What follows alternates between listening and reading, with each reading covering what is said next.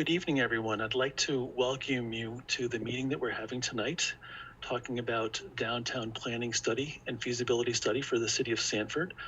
I'm delighted to be joining you tonight as your host. My name is Jeffrey Morrison Logan, and I'm part of the consultant team that's been hired by the city to help facilitate this process. And I'd just like to welcome you all to the meeting, and we're going to get started. So first and foremost, in terms of welcoming everyone this evening, thank you so much for joining us this evening, as I know we're all living in difficult times with COVID-19 and all of the impacts that we've been seeing around the world and locally as well.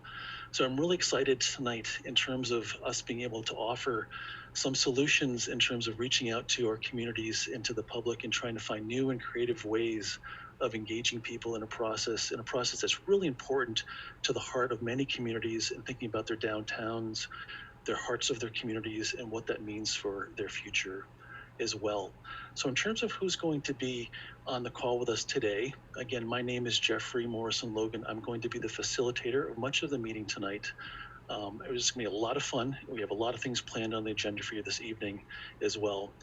Also joined with us tonight is Tony Grande. He's a project manager from our Portland office, and he's going to be talking a lot about the project background and information to really get you started in terms of the conversation about what all the great work that's been happening over the last several months leading up towards this evening as well. Also joining us tonight is Matt Hill from the city of Sanford. He is going to be talking a little bit tonight about some of the local logistics, the very important background and history there with the downtown as well, and also talking a little bit about what it means to implement complex projects like this. When you can imagine rebuilding parts of your downtown and thinking about roadways and infrastructure, that's important to understand how these types of projects go together. And joining us from Maine DOT is Nate Howard. He's going to be part of the conversation as well, especially towards the end of the presentation, talking about how these projects move forward from a state perspective as well. So I'd like to welcome us all to that process. And maybe, Matt, if I can hand this off to you here and do a little bit broader welcome and talk a little bit about why this is such an important project for the city of Sanford would be wonderful. Great, thank you, Jeffrey. I too want to welcome everyone and see if we can potentially turn some of this adversity into opportunity. I'd like to thank Maine DOT, the VHB team for putting this together really in about 6 weeks or so, WSSR TV, the city manager, the council, and the staff of the city of Sanford. Just getting to this point in the process has been about a year in the making. And when everything's said and done, the intent here is that it's really going to be a big shot in the arm for Sanford, hopefully with a construction project. But we have a long ways to go towards that. So I just wanted to give everyone a little bit of perspective on the process. Basically, any good planning process has 3 steps. Where are we? Where do we want to go? And how are we going to get there? So this meeting is still in the where are we phase. We need to identify concerns in the community and as part of downtown, and as part of that, this meeting is about seeking public input. One of the ways to do that, and as required by Maine DOT and the Federal Highway Administration, we get professional review of the issues that are going on in our community. Safety, traffic capacity, multimodal use, parking, infrastructure, business, residential development, and the associated mill development. We also need to consider and identify concurrent works, things that are happening to our downtown already and will be happening in the next 5 years. The short list of those is actually pretty long. The Sanford Net Fiber Optic Connectivity, Maine DOT and US DOT Build Grant traffic signal replacement. That's for all our traffic signals throughout the community. LED streetlight replacement has connectivity to both Sanford Net and the Build Grant. Unitil gas investment throughout the community. The Community Development Block Grant, which is located at the Midtown Mall. Brownfields opportunities, which are associated some with mill redevelopment. This development of the city technical manual, which is ongoing. Reconstruction of Cottage Street, which is an active Maine DOT job. And a market analysis, which recently received their full funding at the council level. So the two big goals of this meeting are, one is to really inform the public and get everyone on the same page that we're doing this study, we're doing this work. And the second big goal is to seek the input from these stakeholders, businesses, residents, and give you a voice to have yourselves weigh in on downtown. What are the existing issues? And try to develop a vision for the future. So there's actually a second public meeting we're going to have. And in that second meeting, we're going to take a lot of the information that's gathered here tonight, and that future meeting will involve concepts that are developed and vetted through the advisory team, and then realized by the VHB team, presented back to the community as, here's some ideas, and those will be fully vetted concepts with, real general associated level of cost. So that's my 2 cents, and I'd like to turn it back over to you guys. Thank you. Great, thank you so much, Matt. Let's continue on. So you can imagine a study like this having great resources from the city as well as some technical advisory committee members. Just wanted to recognize the contributions from many that have been involved over the last few months that Matt had mentioned as well. Thank you to them for their participation, and they're going to be really a guiding light for us as we continue to move forward with those next few steps as well. So taking a little bit of time here, and I know navigating an online meeting is a little bit different than a real public meeting in person here, but we want to spend a quality time just understanding and sharing how we're going to navigate the evening with you together. So we've had some time talking about meetings and logistics in terms of where we are. We're going to spend about the next 5 to 10 minutes doing some polling exercises. So you should really start to get familiar with where your dashboard is in this Zoom platform. If you use your mouse and you go towards the bottom of your screen and roll that around, you actually might realize where that dashboard is. And then when I go to this polling session, you'll realize that there'll be pop-up dialog boxes that we can use as well. And I'll give you further instruction on that in a minute. We'll spend about 10 minutes doing some of the polling questions.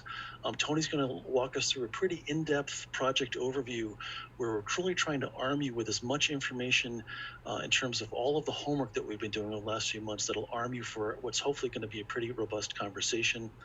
I will then give us about a 5-minute reminder about some of the instructions about how we're going to navigate this conversation with the community together. And then probably the funnest part about this evening is spending about 45 minutes going through different areas of downtown. And we're going to orient you to these different locations, but we've identified 3 different gateway areas, different segments of Main Street, Washington Street, School Street, and lastly, we'll close out with a little bit of conversation about community character. And all of the communities that we work with throughout New England and beyond at VHB, really capturing the community character is a very important part when you think about the heart of downtown. Lastly, it'll come back to the 4 of us that are your facilitators tonight, Matt, myself, Tony, and Nate. We'll spend about 15 to 20 minutes talking about what we heard, reflecting upon some ideas, and then we'll close us out for the evening about next steps and about where we're going over the next few months as well. So we talked about meeting logistics.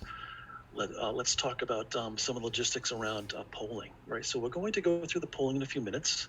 The other parts that I wanted to point out in terms of your dashboard is you'll find in the lower corner of your dashboard areas where you can actually raise your hand during the conversation. We're not quite ready to engage that part of the conversation for this evening, but when we do the walk around in the conversations, we'll be engaging that function.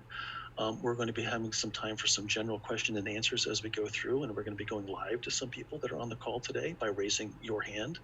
And importantly, just like any other public meeting, it might be hard to get all of our comments in this evening.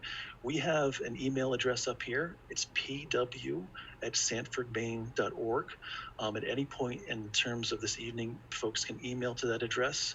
We're actually live streaming this right now through local cable access TV. So hopefully the folks that are watching this at home, feel free to join in on the conversation, email us your comments, and we'll spend some time at the back part of our conversation hitting on a couple of those emails that have been sent to us to answer some of those questions. And clearly that'll be open for a little bit longer after this meeting as this gets broadcast on local cable access TV over the next few days. Last couple things I wanted to point out here is that we're going to have an online survey that's going to be available probably within the next week through the City of Sanford website at www.sanfordmaine.org. Look for that survey that's up there. It's going to mimic some of the things that you're seeing online here tonight as well, with the idea that we're trying to get as much feedback as possible. And lastly, here in ground rules, we do this a lot at public meetings in person as well. I think it's just important to have a really nice conversation. Let's be passionate about your community, share things, but let's also respect the rules of engagement and keep it a very positive and constructive conversation as we go through here. And I just ask to bear with us if we have some technical difficulties we go through. We'll try to navigate that real time with you as well. So let's go on to some polling questions, and here we can start our first round of engagement with you as the community as well. So what I'm going to do here is I'm going to intentionally take a pause on this first question and go over some of the logistics. This is so that the folks at home can see what we're actually going to be asking our live audience on our broadcast here remotely. This first question is about how long you've lived in Sanford, and you can see the answers to the questions there.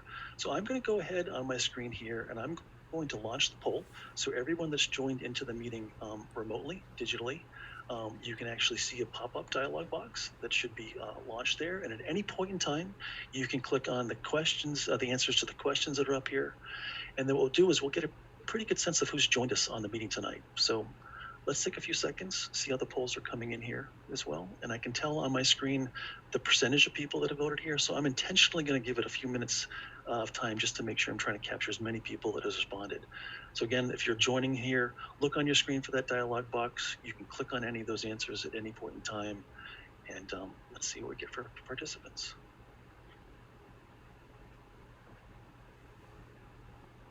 Okay.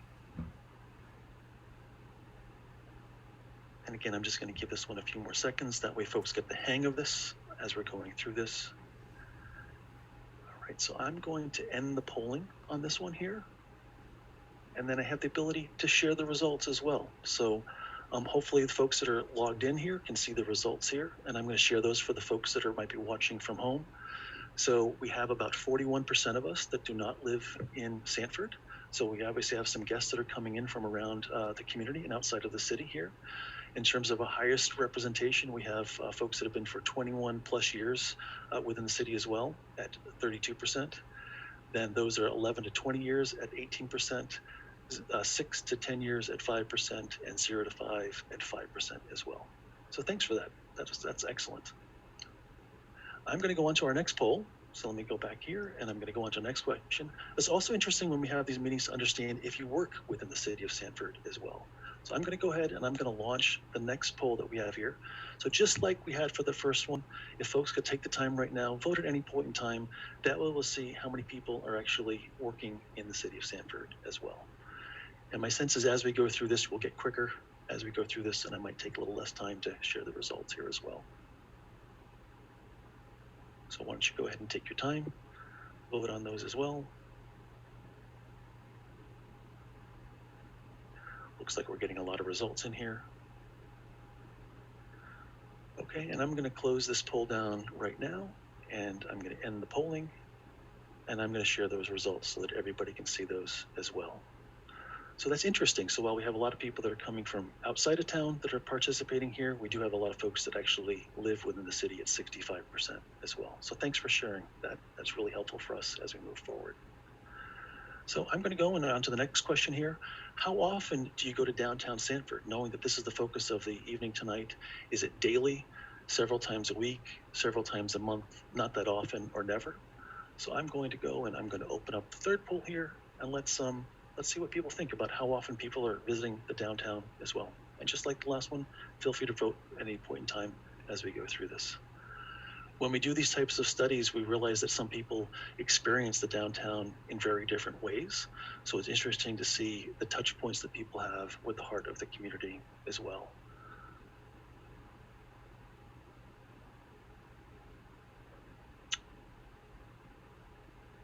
Excellent.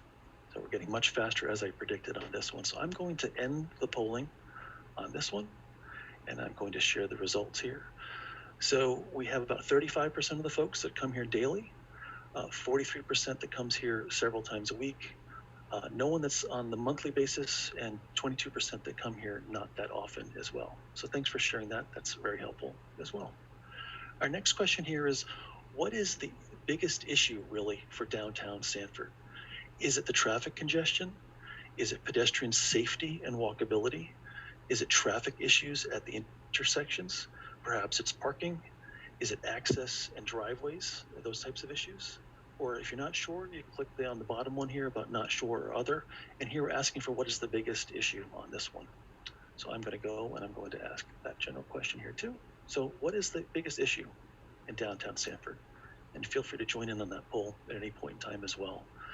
And while it might be tempting to say all of the above, because we've worked with many communities on that front as well, here we're already trying to prioritize some of the biggest things that you think that this plan really needs to accomplish over time as well. So having a little bit of a sense of priority here is very helpful to us as we navigate this issue. So I'm going to give this one a little bit more time because I know some of these are tough things to be thinking about as we go through the heart of your community in the downtown as well. Okay, so I'm going to end the polling here as well. And thank you for everyone for sharing your thoughts on that. I will share the results of the poll here. And as we can see, one of the biggest issues is really about pedestrian safety, walkability at 30%, followed by not sure or other. So perhaps the folks that are thinking about other issues that we might not bring up tonight, remember to give us your thoughts via email. That would be very helpful to capture it that way as well. Very common to have traffic congestion as an issue when you think about the heart of downtown, as a lot of people are doing a lot of different things, and clearly parking, traffic issues at intersections and access, those are key ingredients as well. Let's go on to the last question here. So what do you think is the biggest opportunity for downtown Sanford? These are actually the inverse of the last questions here, if you think about it. Are there real opportunities to improve the traffic congestions, perhaps improve the pedestrian safety and walkability, or improve the traffic issues at specific intersections, or expand and clarify how the parking works, and perhaps improve the access for driveways? And again, if you're not sure, that's okay. The last option would be for you as well. So I'm going to make that last poll here, go live here. And if you can answer that question, again, about the biggest opportunity that you see for downtown Sanford would be very helpful as well. While there's always issues, there's always room for improvement. And we'd like to know what you think might be the biggest and best opportunities for the downtown as well. So this is great. I can tell that people are getting really quick at this on the end. So we have about a few more seconds here to close it out. Excellent. So I'm going to close this one out here and the polling, and I'm going to share the result here as well. So the ability to improve pedestrian safety and walkability at 33% here, followed by 21% about expanding and clarifying the parking on how the operations work. And then probably the third one on the list here is about improving traffic issues at intersections and those operations and so forth. And I know that Tony's going to be talking a lot about that as we navigate the evening. So thank you for that. I really appreciate that as well. We're going to move on to the next part of the presentation.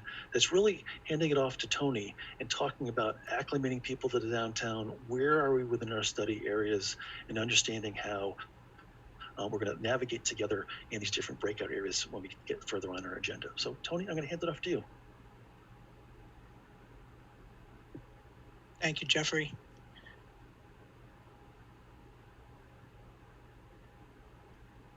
I am going to start out by, again, welcoming everybody. I appreciate you joining us this evening, and hopefully we can explain where we're at, what we've done so far, and you can help by providing us some helpful information moving forward. So I'm going to start by talking about the study area itself. As Jeffrey mentioned, we have gateway areas that we're talking about. The limits of the study basically are from Emery Street intersection down at the southern end to the intersection of Main Street with Winter Street. And then on the eastern end, the study is bounded along the intersection of Washington Street with High Street. In addition to the gateways, we're going to split this up into segments for discussion purposes. Main Street South, which will be from Emery Street to Robert Street. Main Street North, which will run from Robert Street to the Winter Street intersection, and then along Washington Street, and then along School Street.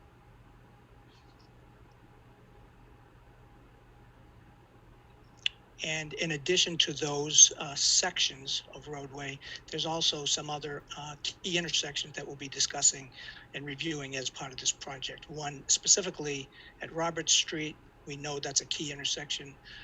Another one at the intersection of Washington and Main, and then the intersection of Washington and Pioneer and Riverside. So just a brief overview of the project. I'll be of what I'm going to go over tonight. We'll be talking about the purpose and need for the project. I'll review a general scope of work, discuss the project schedule. Matt has talked about some of the items that the city has got ongoing that we'll be collaborating with them on, and then what we've completed to date, and then spend most of the time on the focus of tonight's meeting, which is to hopefully get some information from those of you in attendance to help us understand some of the local issues and opportunities. So the study area itself is outlined as you see here. It's approximately a half a mile along Main Street and approximately 2/10 of a mile on each of School Street and Washington Street. That's the focus of this study area. Project purpose and need is to evaluate and analyze safety and mobility improvements to complement those local economic development efforts that Matt had mentioned, which are going on in the downtown area, and try to develop a common vision to guide funding from federal, state, and local resources to fund capital transportation improvements, hopefully get a project moving forward or more, maybe a phased project as we go forward. And obviously all of that is based on and subject to available funding from each of those sources. The general scope of work for the project, we are gathering and reviewing existing data.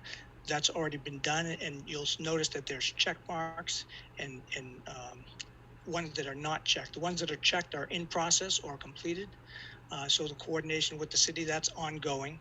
Assessment of current and future conditions, that's in place right now and in progress. The last three of those, the developed preliminary recommendations, hopefully as part of tonight's meeting, which is the next bullet, stakeholders and public feedback, we'll be able to get some additional information to help us develop those preliminary recommendations. And then finally, preparation of a draft and final report. So project schedule. We had a kickoff meeting at the beginning of November. We then conducted a road safety assessment, or an RSA, in mid-November.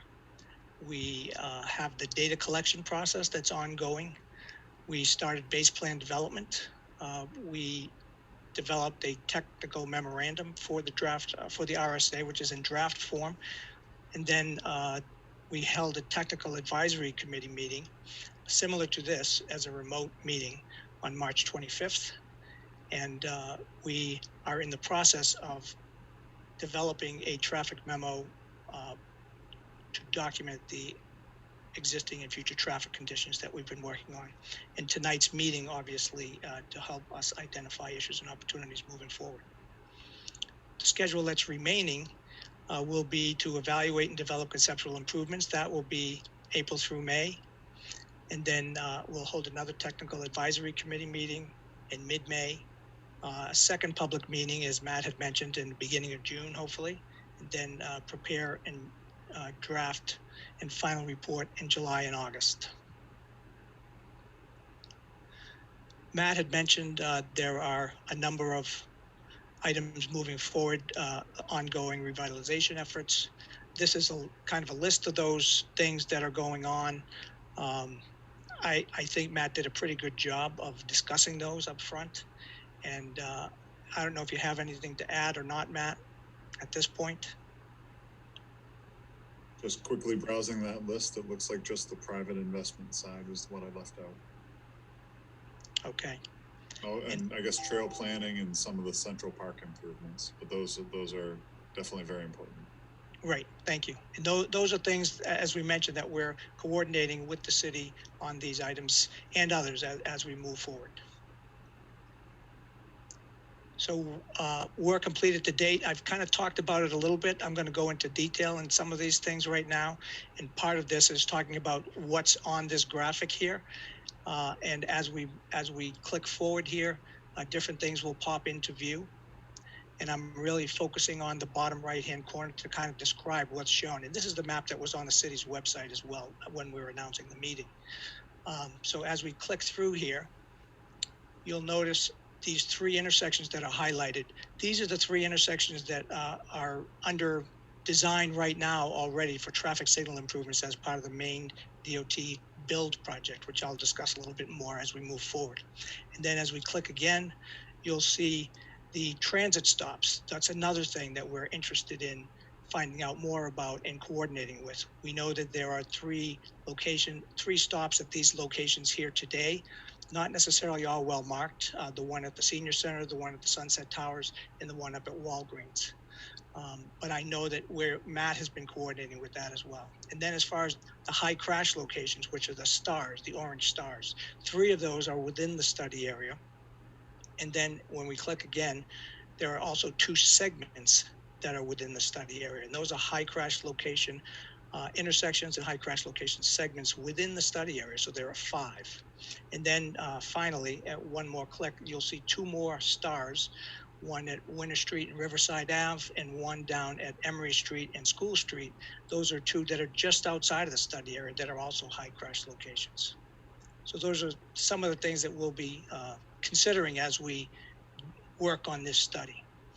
So we've talked about the existing data that we've already collected. So the BUILD grant, BUILD stands for Better Utilizing Investments to Leverage Development. So it's really meant to help improve development possibilities within communities.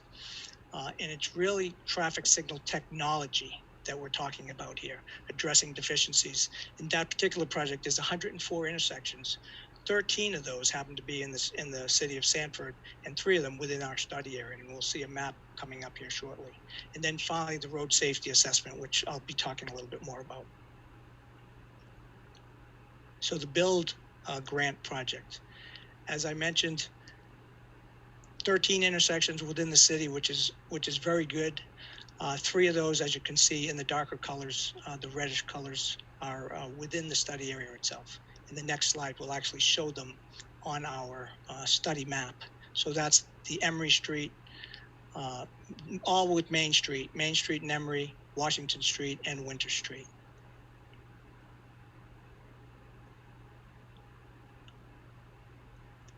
So what those are doing basically is adding coordinated signals. I'll just go list a few of these. Expanded detection zones, emergency vehicle preemption.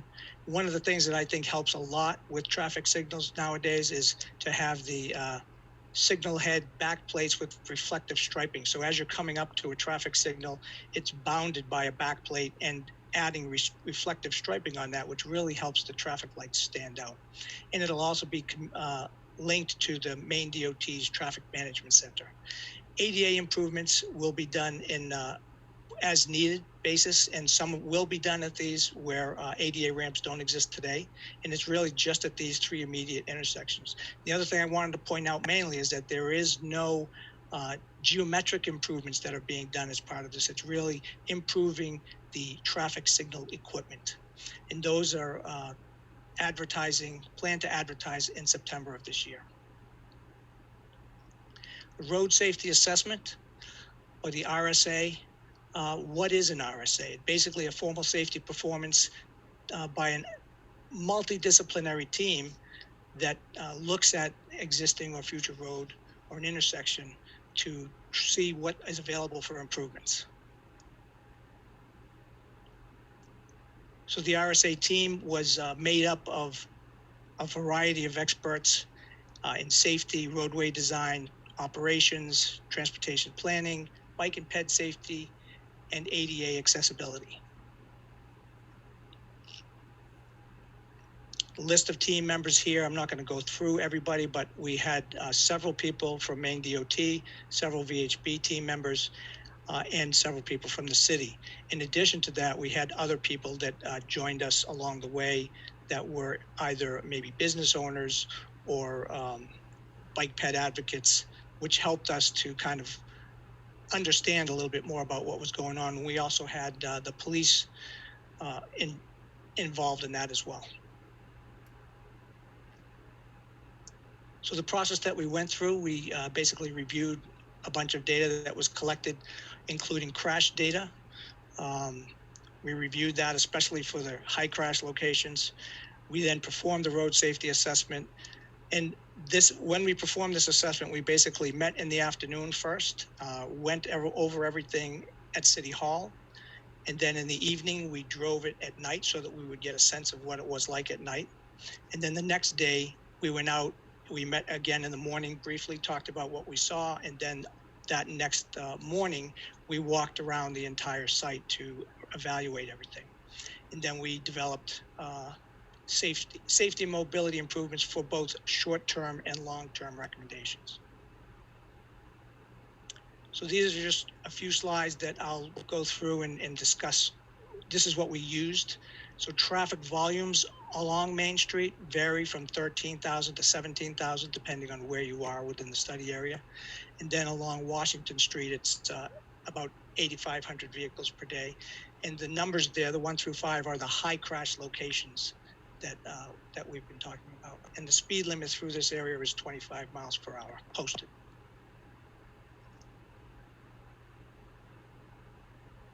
So this was the map that we used. We kind of used this as a walking route, if you will. I mentioned we started out at City Hall. We focused on the 5 high crash location areas, but we did walk the entire corridor to get a sense and a feel for everything. And these are just, we can flip through these. These are the pictures of each location. This is the Robert Street intersection on Main Street, which I know is an issue for a lot of people.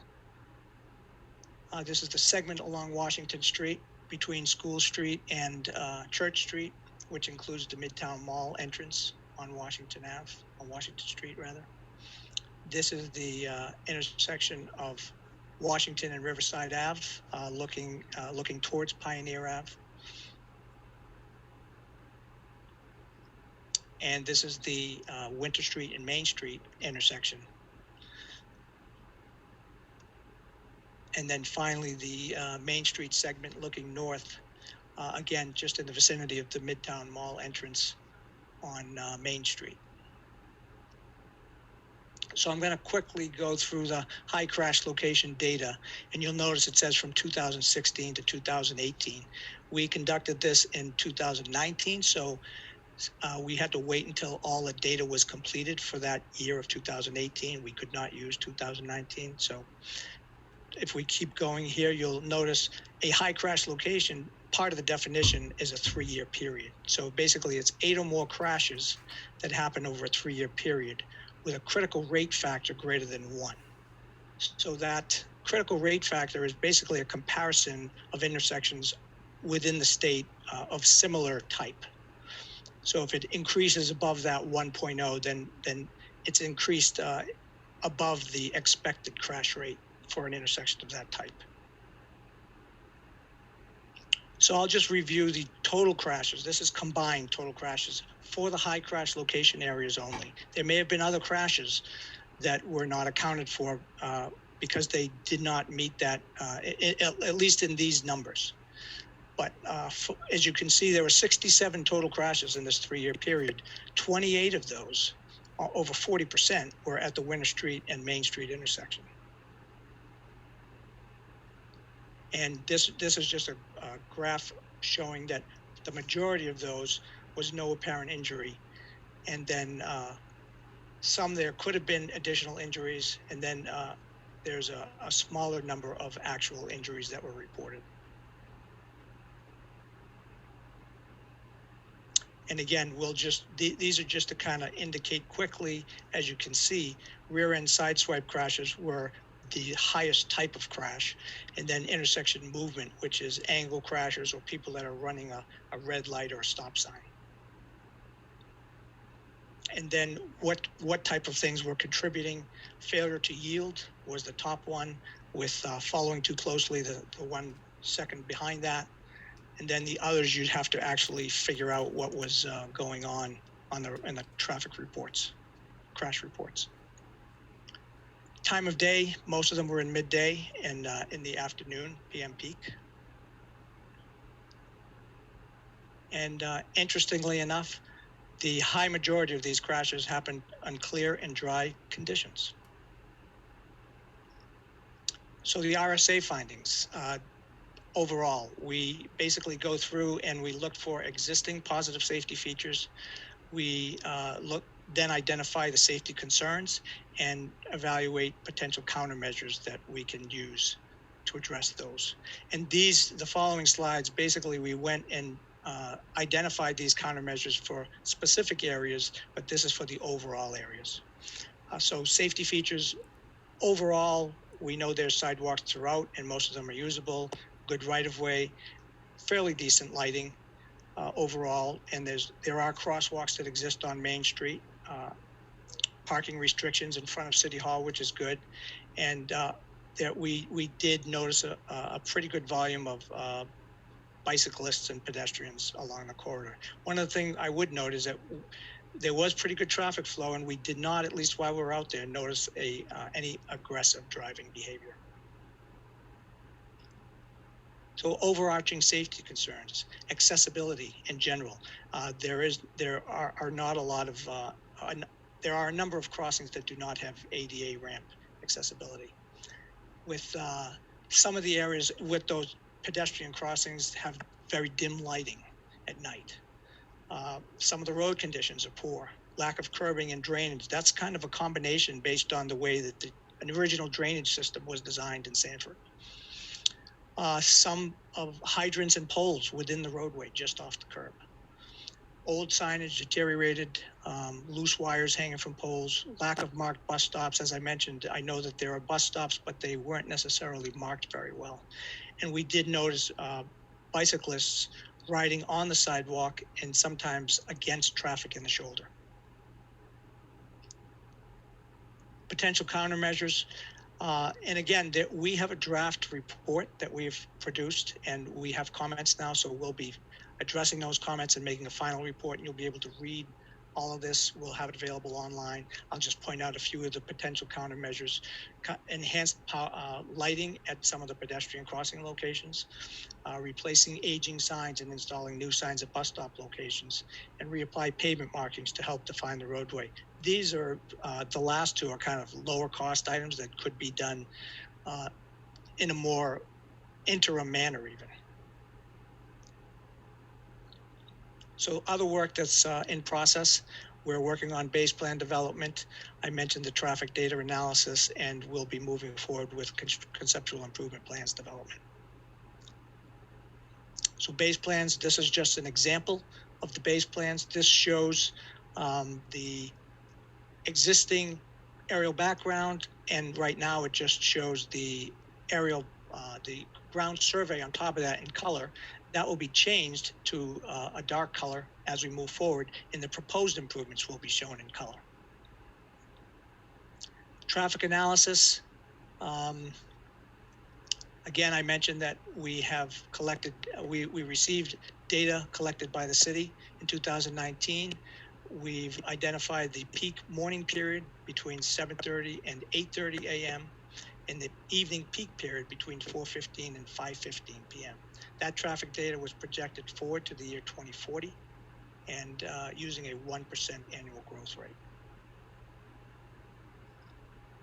Based on our analysis, and I'm sure it's probably no surprise to anybody, as you've seen from these intersections are high crash locations. Main Street and Robert Street, and Main Street with Winter Street. So as we move forward, we'll be making sure that we look at these two intersections specifically, but we will be looking at all the intersections as we move forward. So this is really why we're here tonight, to help identify and understand local issues and opportunities. As we move forward here to the next slide, we're going to, we've identified some features here that we've been focused on. We know that there are traffic and parking. Bicycle pedestrian is important. Safety is an issue. Infrastructure itself, there's a lot of parks and recreation within the study area, which is good. We'd like to coordinate with that. The town really has a lot of character, and we'd like to hear more about that from you. We know that the city is an age-friendly community, and we'd like to explore that more as well. And some of the other things that Matt had mentioned that are going on, and maybe there's other things that you would like us to consider as well. We'd like to hear what those are. So these are just some of the things that we have already discussed and talked about. In a lot of cases, we know that there's good overall coverage of sidewalks along throughout the city, especially within the study area, along both sides of the street. In some cases, the sidewalks have minimal curb reveal, and some are in disrepair. There's varying types of sidewalk, and maybe the city would like to combine that into one type to move forward. There's lack of compliant ADA accommodations. We'll be looking at that as well. The location of crossings in downtown, that's something else we'll be looking at. And then bicyclists, we'd like to figure out how to accommodate them as well as we move forward. We know that utilities are both above and underground, and we'll be looking at those moving forward. Public transportation, we know that there are 4 within the area, and we'll be coordinating with those as well to try and figure out how to do a better job of marking those locations and trying to accommodate them as part of the project.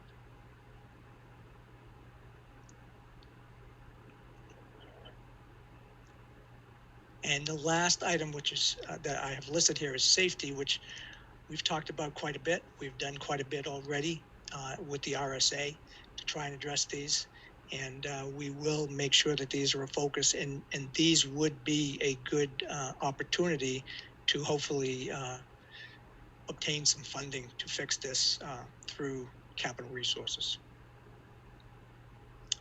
So with that, I think, this was basically just an overview again of the study area. I'm going to turn it back over to Jeffrey to carry us forward some more. Excellent. That was great, Tony. Thank you so much for sharing that. And as we work with our communities, we always love to arm them with as much information as possible. And we know that that might have been a lot to digest there as well, but recognize that when you undertake a project like this, there's a lot of things that you need to consider from very different perspectives. So there's a lot of great information there as well in terms of a snapshot about some of the existing conditions. So in terms of some of the instructions here, let's just spend a few minutes just talking about how we're going to navigate this whole process as we go forward. Going back to where we started in the presentation here, a reminder of the focus areas as well. Again, we covered a lot of ground through the information Tony just went through, but we're going to spend some time in these blue areas talking with the community about these 3 gateway areas, about what happens as you arrive from the south, the north, and the east into the heart of downtown, and talk about how those specific locations really contribute to the quality of downtown. We're going to look at the red areas that are show up here, and there's 4 of them. There's the part that's south of Main Street. There's the part that's north along Main Street. There's Washington Street and School Street, talking a lot about what happens within those segments of the critical parts of the roads that are downtown. And while we're within each of those locations, we're going to be spending some time talking about what's in that purple color here, those key intersections, in terms of understanding how those key intersections play into those operational parts and character parts of the downtown as well. And what we're going to do as we go through this is we're going to spend about 5 minutes on each of the colored areas that show up on the map here. So about 5 minutes on each of the gateways, 5 minutes on each of those roadway segments. And then lastly, we're going to close out on some of the character opportunities as we navigate this process together. So what I'd like to ask folks to do, if you're participating on the live Zoom meeting here, is again, get familiar with a couple of things. One is get familiar with how you can raise your hand in this meeting. And if you go to where you have a participant tab, you will notice in the bottom right-hand corner of that tab that you'll be able to raise your hand. And when folks raise their hand, we'll be tracking that on our end. And what we'll do as we go through each of these locations, we'll be spending a little bit of time going to the folks that have raised their hand, offering to take them off of mute and asking them if they've got a question or a comment about those areas. We'll put you back on mute. That way we can actually have Tony and we can have Matt answer some of those questions. And I think the important part here about the logistics, if we can make those comments and questions quick, to the point, we'll try to get as many questions answered as possible. The second thing that we're going to do is we're going to open up the live chat that happens here as well. And you can find your chat feature in your dialog box here. I'm currently sending out an email chat message rather to everybody that's part of the dialogue here. And I've labeled it Gateway area number 1. So as we get into the first part of our meeting here tonight, we're going to be talking about that first gateway area. I'll bring that up on the screen here as we move forward and talking about those locations. People can start to talk to us via the chat function about what's happening in that specific gateway area. So I'm going to talk about live conversation with folks. We'll pause, we'll go to the chat, we'll get some comments there. And then lastly, we're actually going to take some polling as we go through each of those locations to figure out what you like and what you don't like about certain areas and what those issues are as well. So the first one to get us started is we're going to actually talk about gateway area number 1 at the bottom of the screen here down by Emery Street. And Tony, if you could give the folks just a little bit of a reminder here about some of the key ingredients that go into gateway area 1. And if folks want to start raising their hands in terms of offering up the ability to get online here and join the conversation. And if folks want to start to join the chat feature and give us some comments on the chat feature, feel free to start using those as well. So Tony, you want to talk a little bit about the summary here on gateway area number 1? Sure. Thanks, Jeffrey. So what we're trying to do here is, again, talk about the area itself and try and understand where we are. We're at the Emery Street and Main Street intersection. The Cumberland Farms is on the photo on the right, on the aerial view on the right. Cumberland Farms is just opposite Emery Street there, and Emerson Street is just up the road from there. And this would be, we would be trying to understand what people see as potential opportunities here moving forward. We know that there are basically 3 lanes in each direction at this location, 1 lane going in each direction with a left turn lane in each direction. And it is a signalized intersection as well.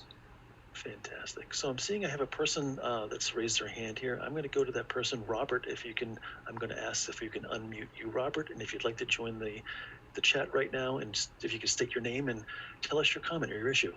Hi, I'm Bob Curry from York County Community Action. I'm the Transportation Director here, and we provide the services of public transportation within Sanford.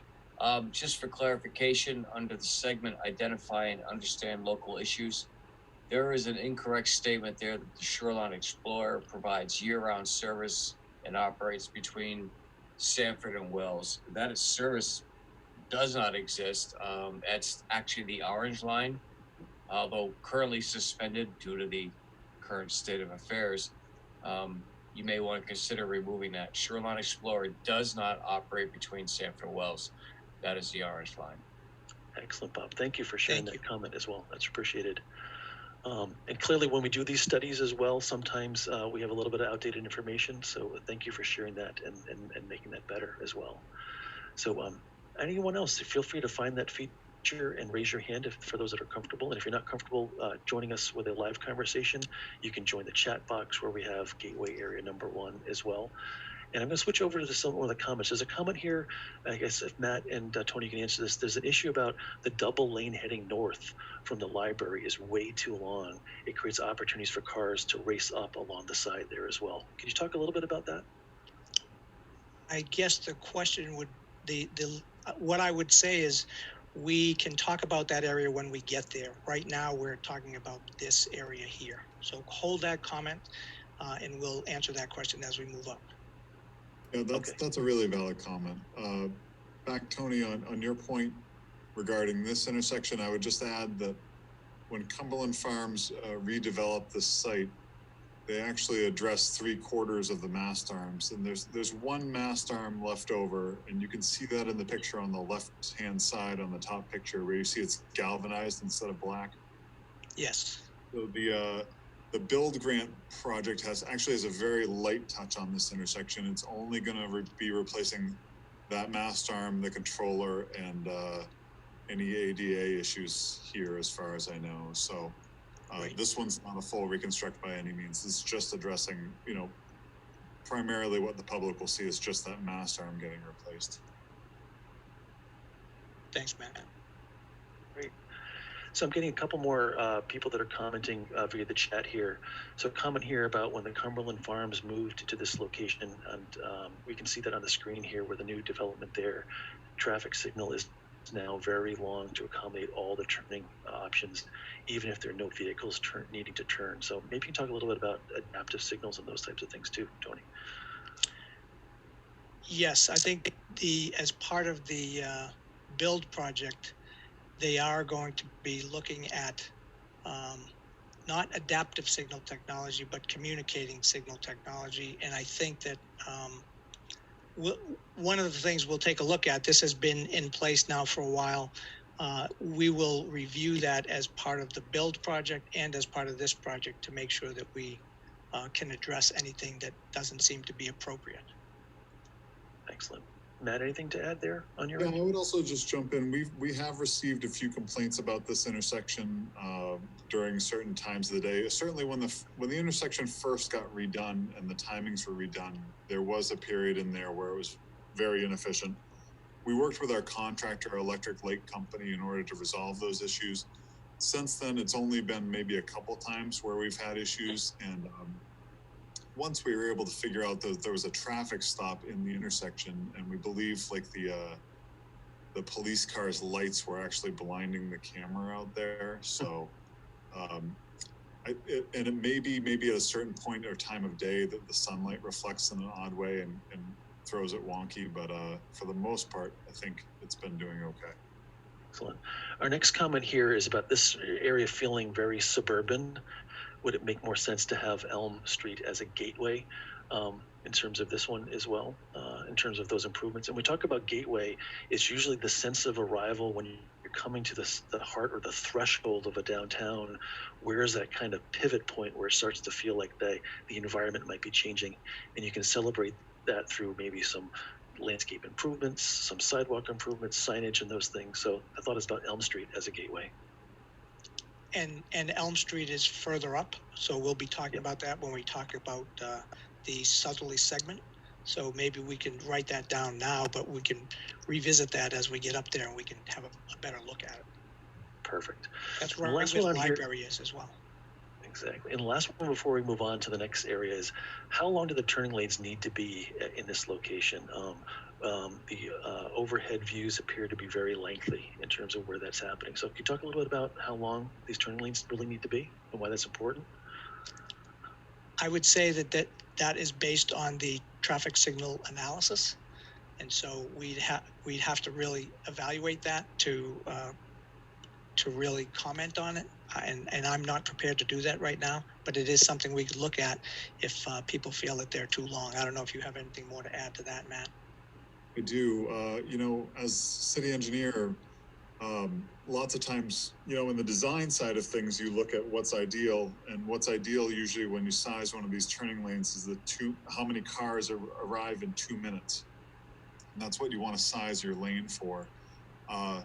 In the practical world, though, we've got kind of an existing roadway out here, an existing road width. So say when a development like Cumberland Farms comes in, we have these ideal lane lengths that we need to come up with, but then we also have like a lot of this extra width, which really kind of leads into that previous question about that long lane stretching between here and Washington. There's a lot of additional width out there right now. Does that all really need to be there? That's one of the things we really need to look at, because in a lot of cases it might not. Excellent. So I'm going to keep us moving forward. That's great. And this is one of about 5 different locations or so that we're going to stop at here. So before we move on to the second gateway area, we're going to pause again here and ask these same questions that you saw earlier in our polling. The first question here is about what is the issue for this area in terms of like the biggest issue that we're going to be tackling. Again, is it traffic congestion, pedestrian safety, walkability, traffic issues at intersections, the intersection specifically here, parking, the access drives are not sure. And conversely, like we've seen in the prior questions here, what is the biggest opportunity in terms of the location here? Traffic congestion, pedestrian walkability, traffic issues at the intersection itself, clarifying the parking, in terms of access and driveways are not sure other. So I'm going to actually make the poll for this one, and you can answer both of these questions in this next poll. I'm going to launch the poll, and just make sure you scroll down as you're answering these, because there's 2 questions embedded within this poll, and feel free to start voting on these at any point in time. And you might need to find that dialog box as it showed up on your screen there. But again, this is helpful for us to understand some of the localized issues as we go through and think about these 2 areas.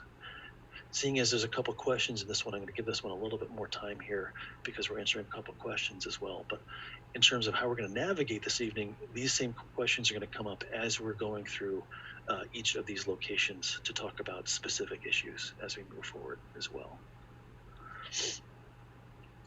Matt, anything else that you'd like to say on this area before we get ready to move on to gateway area number 2? All set, thanks.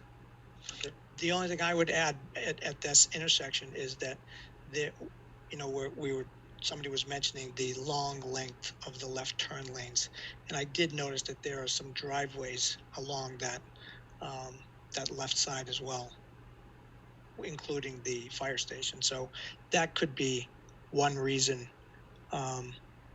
why that's extended as well. But again, without really reviewing the traffic data, I can't comment more than that.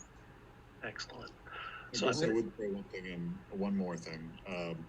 When we were going through the Cumberland Farms proposal and everything, the tie-in with the Emerson Street intersection, due to its proximity with Emory, is also sometimes problematic. I'm not sure if there's a good answer there, but it leads to like a similar situation where it's very hard to turn out of there unless someone's willing to give you the courtesy to give you a gap in traffic sometimes.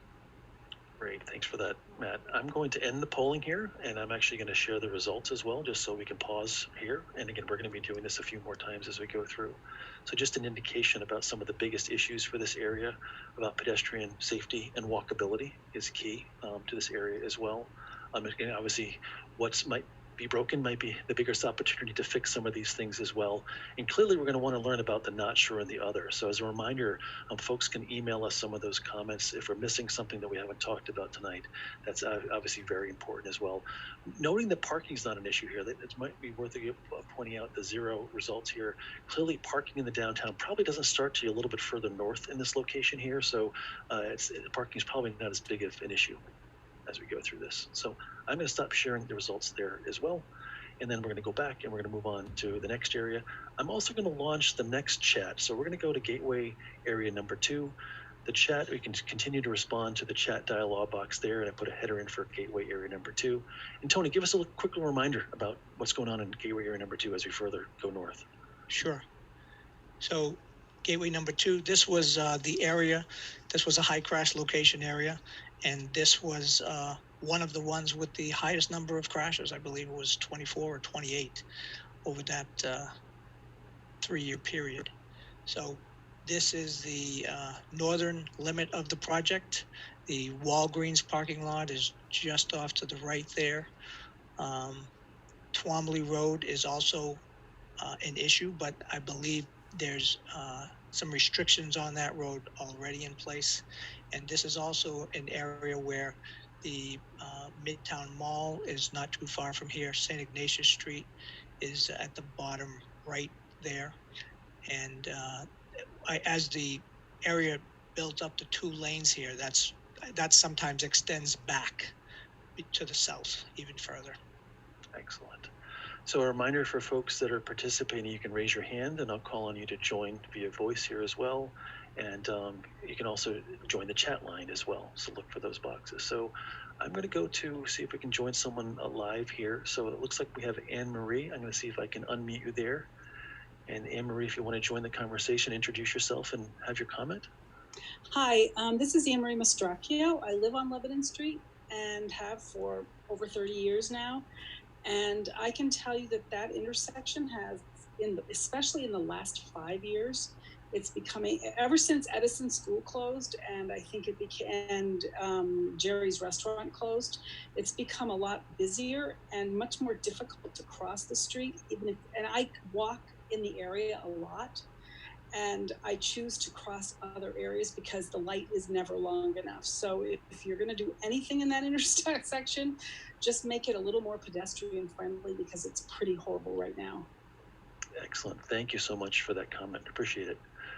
Any quick response to that, Tony or Matt? No, that's something that we'll obviously have to look at, and they are, and as you can see there, those crossings are very long as well, especially across Lebanon Street. Excellent. I see the bot. Go ahead, Matt. Sorry. Oh, sorry. In addition to the long crossings, I think the geometry of the intersection itself gives the driver just a lot to look at, and then a pedestrian potentially to deal with too. I agree with everything that was said. Excellent. Thank you. It looks like Bob has raised his hand again, so we're going to go back to Bob. Bob, I'm unmuting you right now if you'd like to join the conversation.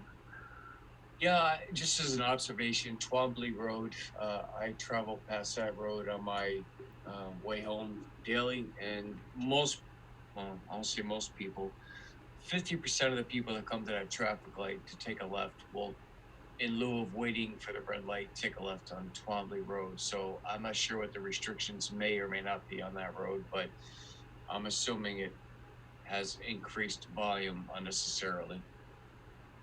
Excellent. So Bob, just to clarify, you're saying people that are heading northbound on Main Street are taking a left on Twombly. That is correct. And I Yeah. would say it's 50% of the cars that come to the red light that I observe when I'm sitting there. And I'm there 5 days a week and varied times. So there isn't a specific time, but yeah, I don't know if there's any postings like, no through traffic or whatever the case may be, or whatever restrictions. It's just an observation.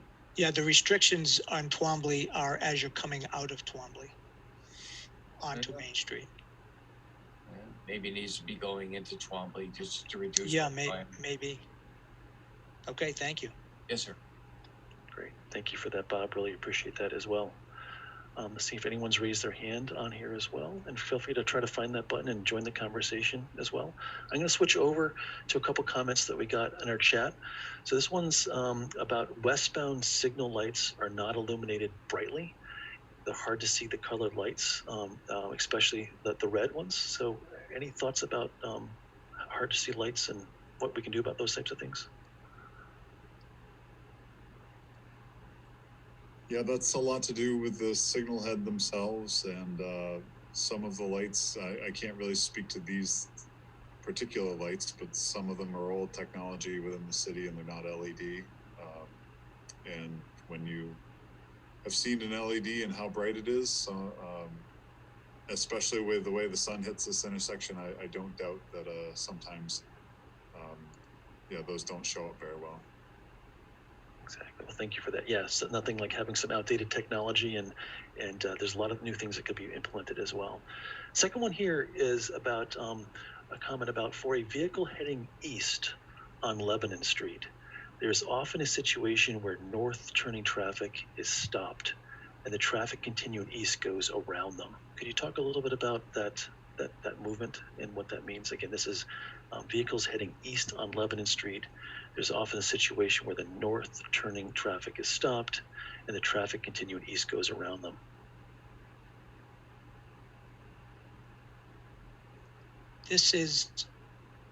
Say that again. So this is where people are heading east on Lebanon Street. So we're coming in from the left of our screen, going off to the right of our screen. And there's a situation where they might be turning north off of Lebanon Street and people are going around them heading east as you're continuing down Winter Street on Route 202. That idea of having a turning and going around them while they're waiting for that queuing. Unlike where we look down by Cumberland Farms, the stacking distance here is not that great and people have to go around. So yeah, I would have to say that that's something that we will be reviewing as part of this study, and see if we can come up with any potential solutions for that. Anything to add, Matt, based on experience already? Well, I think people are trying to add capacity to the intersection when they pass somebody on the right like that. It's not a legal maneuver. Right. But I can see why they might want to make it if it's particularly congested and they've been waiting at that light, and then you've got a left turner. You can even see it in that diagram there where the big truck looks like it's turning left. Correct. And if it's got a lot of opposing traffic, people get impatient and go around it. The intersection itself, again, the geometrics are pretty wonky, and there's a lot of extra space there for them to make that illegal maneuver. Okay, great. So let's take the time to move on here. I don't see any more comments or people raising their hand about this area. So we're going to ask the same polling here, same questions as before. Let's talk about what the biggest issue is and what the biggest opportunity is for this area. I'm going to launch the poll for Gateway Area number 2. if folks could take a few seconds and talk about and vote on what they think the biggest issues are there, that would be wonderful as well. I'm gonna give this one a few seconds like last time. And clearly what's exciting about thinking about these locations as we go through this, these gateways, is there's a lot that is going on in terms of vehicular movement, pedestrian movement, crosswalks, technology, and what's happening, those signals, and identifying kind of the heart of downtown by celebrating some of those gateway aesthetic improvements as well. So all of those become pretty important as well. So I'm going to end the polling here, and we're going to share the results. And clearly this one's a little bit different than the last gateway that we looked at. We have 63% of the folks that have talked about traffic issues that are specific to this location, and also the ability to improve some pedestrian safety and walkability at 63% at this location as well. So that's really helpful in terms of where we're going to be spending some of our time as well here. So I'm going to stop sharing the results on the screen here as well. We're going to move on as we go into the next part of our conversation. And Tony, you can do again, remind us a little bit about what's going on in area number 3, and in the background, I'll be getting a chat going. Tony? Sure. So at this location here, we know that the Pioneer, Riverside, and Washington Street intersection is a high crash location that we'll be looking at to see what can be done for improvements. The River Street, High Street, and Washington Street intersection is the easterly limit of the project along Washington Street. There's currently an existing driveway immediately across High Street at that location, and an undeveloped parcel right across the street there that may be doing some development moving forward. So this area also has some other developments that were recently done. The Gateway Park is a beautiful addition to this location. There's a nice Chamber of Commerce monument right at the triangular green space directly across the street from High Street. So it's a pretty nice area, and the bridge here with the dam and everything, very nice looking area. Maybe this is a good location where something could be done to make improvements. Excellent, thank you for that. And I'm looking to see, I don't have anyone that's raised their hand yet on this location as well, nor do we have much dialogue on the chat function here as well. Wait, I stand corrected, one in. So in our chat function here, Pioneer at Washington location, there's the 2 parking spots in front of the Third Alarm Diner. The question here is about being able to remove them and sight line problem in that location in terms of the parking locations there. So Matt, maybe you can talk about that one in terms of that location specific in front of the 3 Alarm Diner and a couple of parking spaces that might be out there. Yes, we'd had a lot of long conversations with the former owner of the Third Alarm. There, like you said, there was an accident history there. And then that intersection was also the subject of some creative ideas about traffic calming. We've really kind of discussed this very thoroughly in a number of ways, talked about putting additional warning signs up, even when we had basically the most extreme pedestrian calming we could come up with.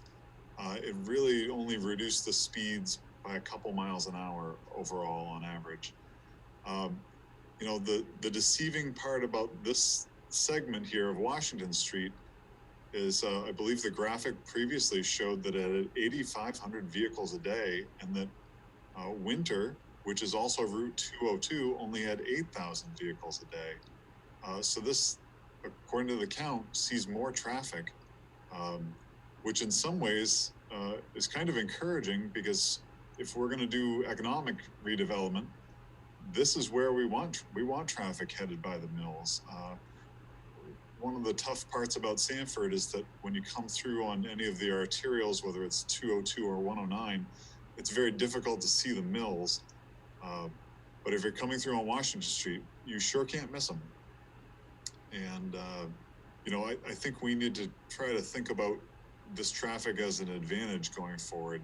that doesn't necessarily help the safety issues associated with this intersection, which is why I think we need to really think outside the box here. Yeah, I agree, Matt. We talked about this intersection quite a bit. Well, we talked about the Pioneer and Washington intersection quite a bit during our RSA evaluation as well. Excellent. Let me go to a couple more here that pertain to this area because I got a few more comments that have come in here.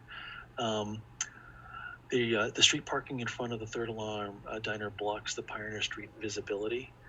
Pedestrian crossing at School and Washington Street is an issue. Also the Washington River High Street light could be removed in this area. So I know we're talking a little bit about multiple locations here, but I think we're talking generally about the operations when you look at this almost as a system of roads and turning movements and so forth. So maybe the really issue there is about pedestrian crossing at School and Washington Street as an issue. You want to talk a little bit about that one?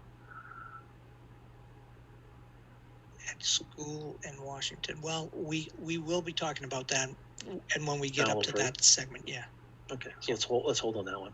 Let's keep going. Matt, do you have anything to add? The pedestrian crossing here, Riverside Ave onto Pioneer, is part of the downtown trails connector. So that connector is part of the trails master plan. And it doesn't really see the amount of pedestrian activity that we envision for it. You know, really the ultimate end goal of that would be like a full walking trail between the new junior high and the new high school, which will go right through here. So we don't see that pedestrian traffic, which is a lot of the reason why we haven't taken a lot of those measures yet. But the Trails Committee has identified this route as being crucial for their connectivity. Great. And a part to that same comment was that this idea about maybe introducing a roundabout, a small radius roundabout at the intersection of River, Washington, and High Street, given that there's a fair amount of real estate in that area. Again, not knowing what the actual dimensions are, but maybe that's a potential candidate to look at some of those other types of roadway interventions. Sure. Okay. I'm going to try to get a couple more out here. Let me do one more on this chat, and then I have a person that's raised their hand here. A question here about can Pioneer become one way heading downtown with diagonal parking? Was a question. That was one of the things that was mentioned as something to evaluate as part of the RSA as well. Great. And last one through the chat here. And obviously the falls are such a wonderful amenity to the downtown.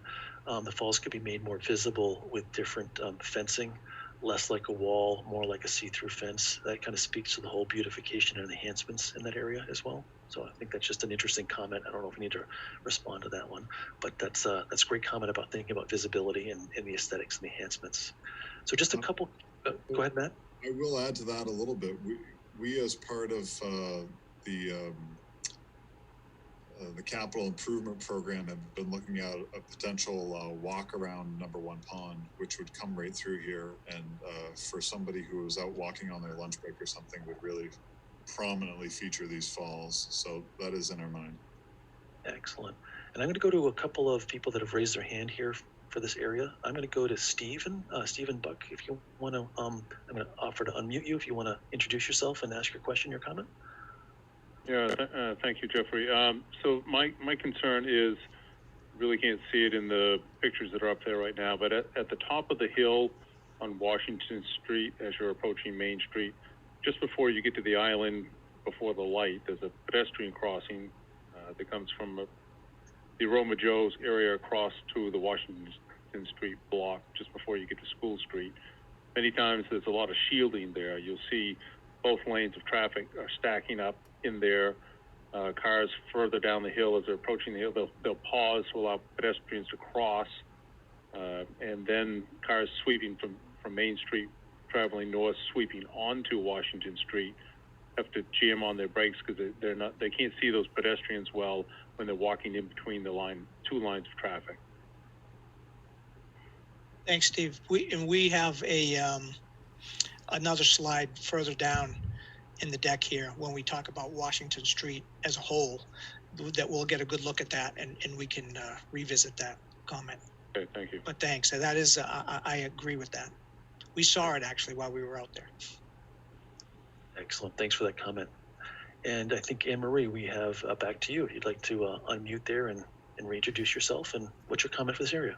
Hi, this is Anne Marie Mastracchio again, and I am just going to address the issue when you talked about how many cars, you were surprised by the number of cars at that intersection. It doesn't surprise me at all, because people who know better use this cutoff to avoid Main Street, that section of Main Street between Washington Street and Lebanon Street or Winter Street, because then you don't have to wait in the line. And you don't have to make a left turn if you're coming up from Winter and you're taking a left onto Main Street. It's easier to turn left onto River and come around and come up on Washington Street. So it's going to continue to be a busy area, and I'm not surprised that it's a high accident area. So thank you, Anne Marie, for that. Matt, you want to just a quick address now, and then we're going to have to move on to the next location. Oh, the numbers speak for themselves. Yeah. Right. Yeah. Excellent. Okay, well, great. Well, thanks for those comments on that area. So we're going to do just like we did last time. Let's take a minute to vote on this area as well. And I'm going to open up the poll here, and just give me 1 second. So the poll should be launching right now. Same questions as last time. Go ahead and vote as soon as you're ready on this area. Tell us about those biggest issues, biggest opportunities.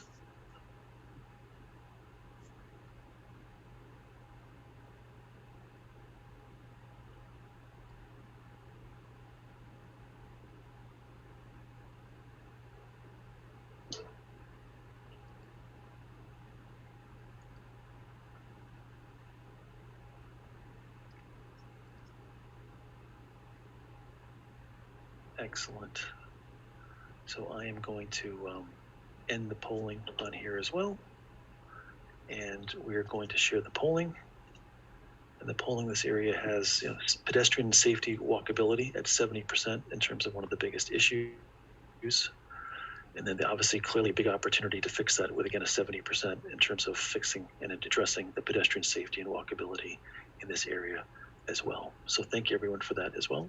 Let's go on to the next location. And here we're going to switch from the gateways. Now we're going to be talking about some of the roadway segments. We're going to start with the area into this what we're calling south part of Main Street that goes from Emory up and including Robert Street area as well. And Tony, you want to just give us a little bit of a reminder about some of the highlights for this area? Yes. So this area includes the long stretch of wide roadway, which can accommodate basically 3 lanes of traffic all the way through from south of Emory Street all the way up to beyond Robert Street. And this was the area that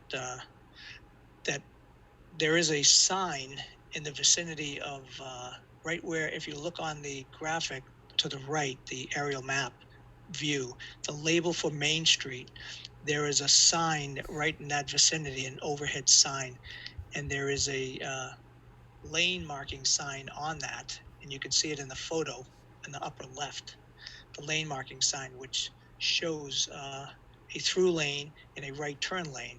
That is meant to be further up, but I think during heavy traffic, peak traffic times, that ends up being 2 lanes in some cases, starting further back than that, because the left turn lane heading southbound kind of transitions away.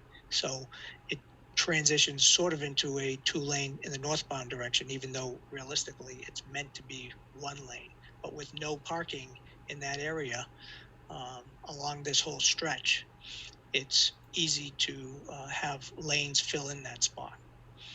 So the other thing that we have along here, the library is at the corner of Elm Street.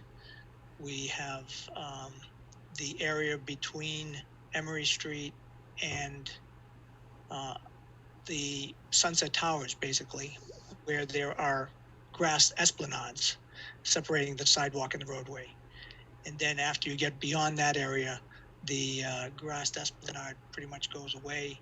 And as you're approaching Robert Street, it's a sidewalk on both sides with no esplanade. So, and we do understand. So the Dunkin' Donuts is also at the corner of Robert Street and Main Street there.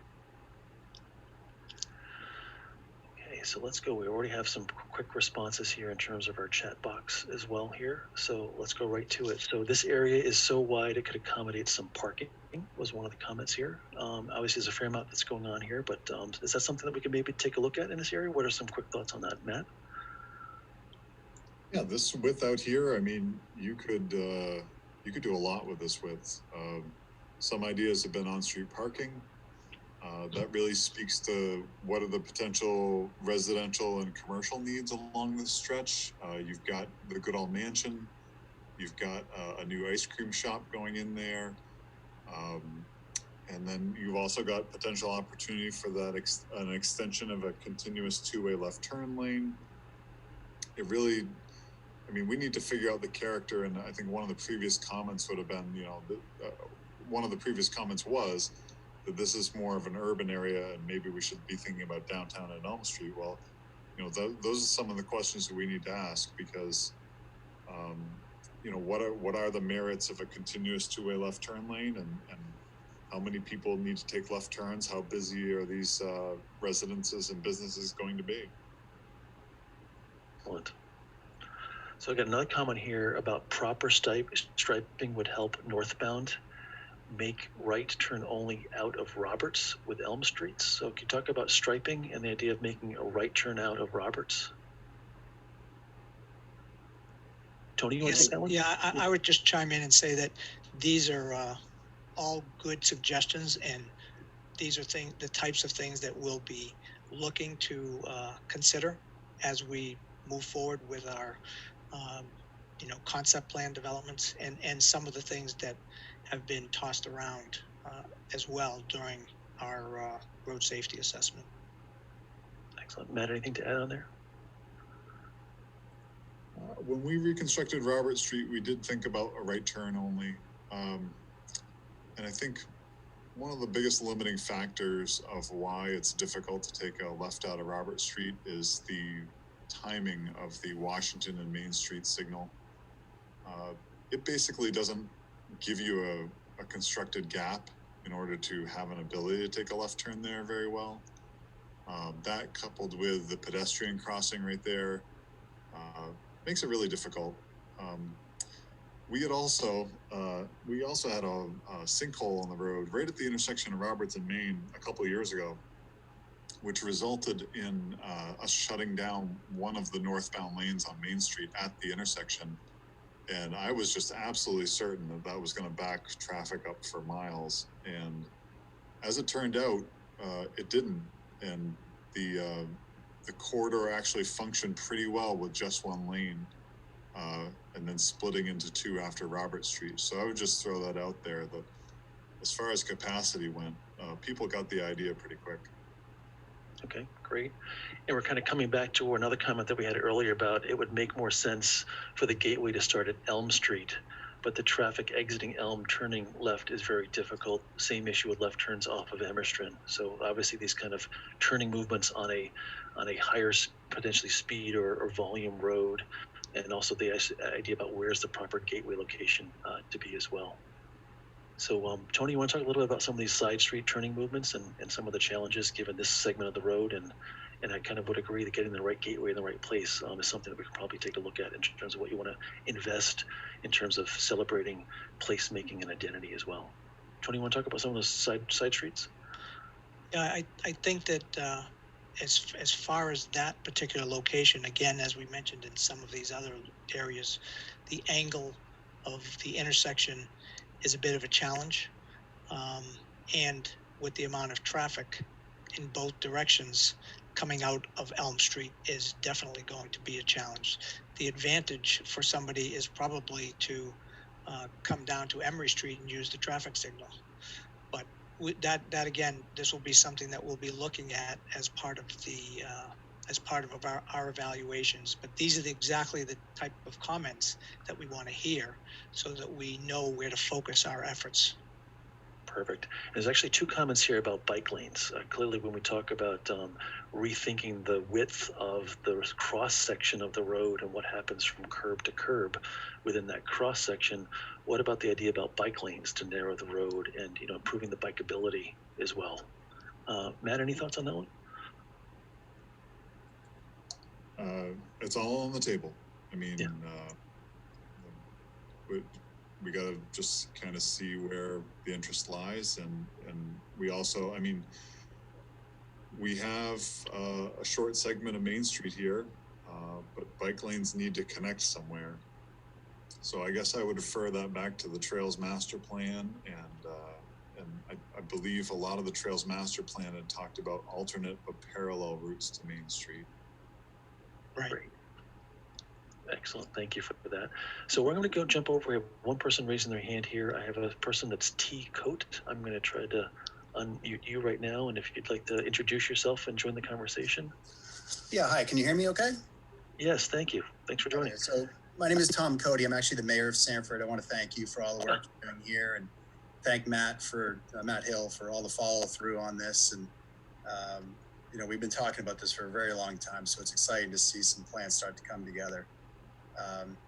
You know, when I thought about my views in the downtown, this stretch in particular, I guess, was the poster child for what I see as the problem.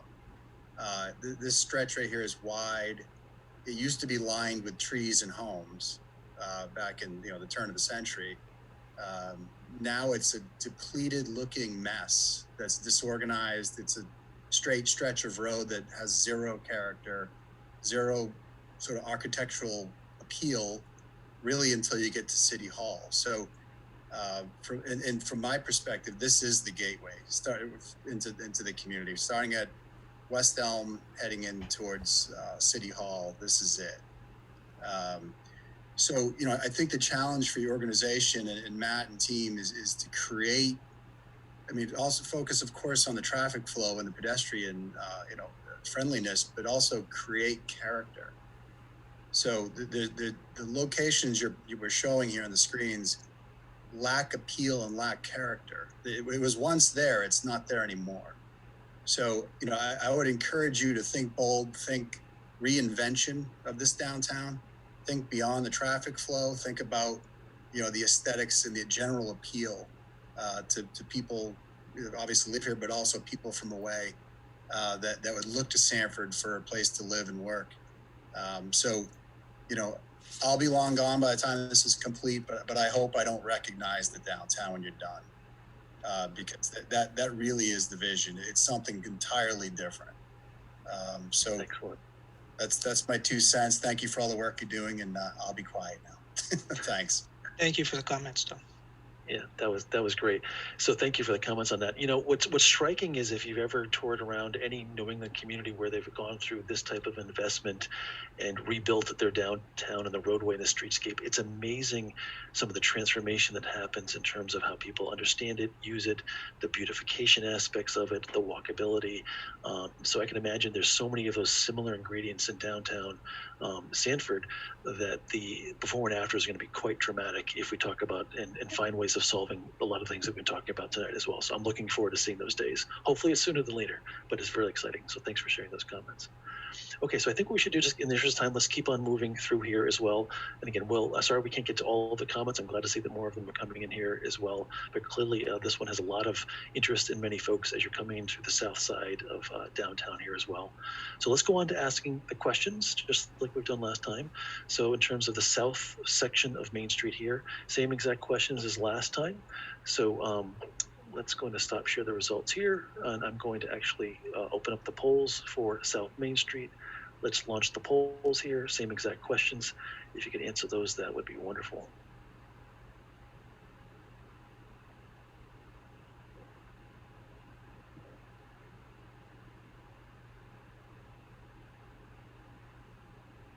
And obviously we're getting a lot of great results in here as well. A lot of things to think about from the design team as well in this area. This one might not be as easy as the last couple of questions because there's a lot of things to consider as we go through these roadway segments versus a specific location.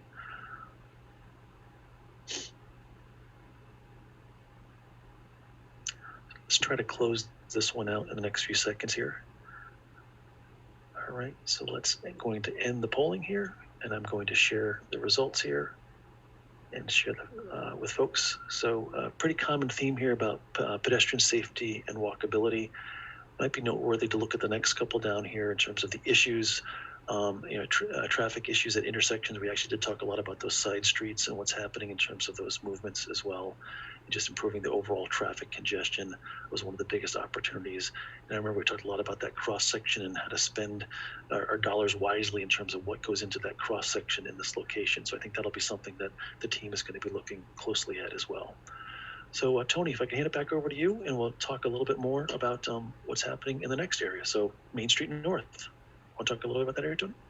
Sure. Thanks, Jeffrey. So this area begins just north of Robert Street and at City Hall, basically, and proceeds to the north to the Winter Street intersection. This is realistically the downtown area, if you will. And I think there's a lot of character here today that exists, and there's a number of different things that I think could be considered and could be done. This is the area where on-street parking begins in certain locations. And I think that's something else that should be discussed to make sure that there's enough on-street parking. Do we have too much on-street parking? Should we repurpose that for something else? Is it possible to, there's been discussions of, or mentioned bike lanes or whatever, maybe even wider sidewalks. So these are the types of things that we'd like to hear from people to find out what types of things they're looking for down here. So I'll kind of leave it at that. We can talk about the Washington Street intersection. That is a high crash location area, and I think we'll be talking a little bit more later on about some other things, but okay, I'll leave it at that for now. Excellent. So looks like we have a person that's raising their hands here. I'm going to go to Maura. If I'm going to unmute you, if you'd like to join the conversation, introduce yourself. Hi, my name's Maura Hurley. I'm a city councilor in Sanford, but I'm also a property owner in this section of Main Street. All I can say is I think in this section in particular, some strategic bump outs to kind of push pedestrians just towards certain crossing points in particular and make sure that they're well marked would be great. I've also commented and below in writing that I really think, I know Mr. Hill has mentioned doing a left-hand turn continuous. I think that's actually poor for downtowns because it actually creates a 3-lane problem in the downtown, and that's not pedestrian friendly, and the most successful downtowns are pedestrian friendly. So I think those need to be strategic as well, just for turning spots, especially in this section, which doesn't have too many turning spots that you really need to worry about. So I've not only worked here, but I've actually lived here over 20 years in this section. And I grew up in Sanford. And I can tell you the majority of crashes in this section are because people are racing up the middle as they try to get to one light or the other. They don't want to wait in the line that's created during the peak traffic hours. There's actually a car that crashed into our building because they were veering, because they were pulling into that middle section themselves, and another car was coming up the middle. It's the majority of the crashes in this section. So if we can actually narrow it up, tighten it up, I know traffic will slow down, but I think it would be for the benefit of the downtown. Excellent. Well, thank you for sharing those comments, and obviously knowing it from a very local perspective is very helpful. And sorry to hear about that crash too. Matt, now they paid for it. Want to talk a little bit about that, Matt? Give a little feedback, context. I don't disagree with anything that was said. In my tenure here, I guess my biggest issue downtown here is really been the parking. And if we were to go in tomorrow and bring all the parking up to standards according to the manual on uniform traffic control devices, all the parking through intersections or immediately adjacent to a side street or within 20 feet of a crosswalk or in front of a hydrant would have to be tapered back. And I think we've really tried hard to be very business friendly, and so I've kind of shied away from doing something like that. But even as early as this summer, we're probably going to need to take a hard look at that because, you know, this portion, we would like to shim some of this area up this season and try to get stabilize the pavement condition for future reconstruct. So a lot of those parking issues should be coming to a head at some point here. It will give us a good opportunity to take a first kind of look at how we might want to redo things. Excellent. Quickly get into a couple comments. We got 3 or 4 that are in here as well, and try to keep the pace going. So there's a question here about mid-block pedestrian crossings are dangerous, especially after dark. On-street parking should be added, and for traffic calming, pedestrian utilization improvements are important to this area as well. So again, as Tony's been mentioning, these are all the types of things that we can look at in terms of the operations. And when you think about being wedged, so to speak, between Washington Street and up by Lebanon Street, there's a lot of things that are happening in this section and so forth. And clearly those mid-block crossings here offer some challenges as people are trying to get from point A to point B as well. Tony, you want to mention anything about mid-block crossings and some of the issues around those? Yes, as one of the things that I had mentioned earlier during the overall presentation was that that's one of the things we're going to be reviewing with the city and with Maine DOT to discuss those locations and review where they should be. If there's too many, is there not enough? And one of the things we also mentioned was that the lighting in general was not necessarily good in the area of the pedestrian crossings on Main Street. So we did note that as part of our road safety assessment as well. So it's a good point to hear, and we will be looking at things just like that as part of this. Fantastic. Another comment here is about, go ahead, Matt, I'm sorry. Sorry, I had one more thing. Tony kind of sparked my memory.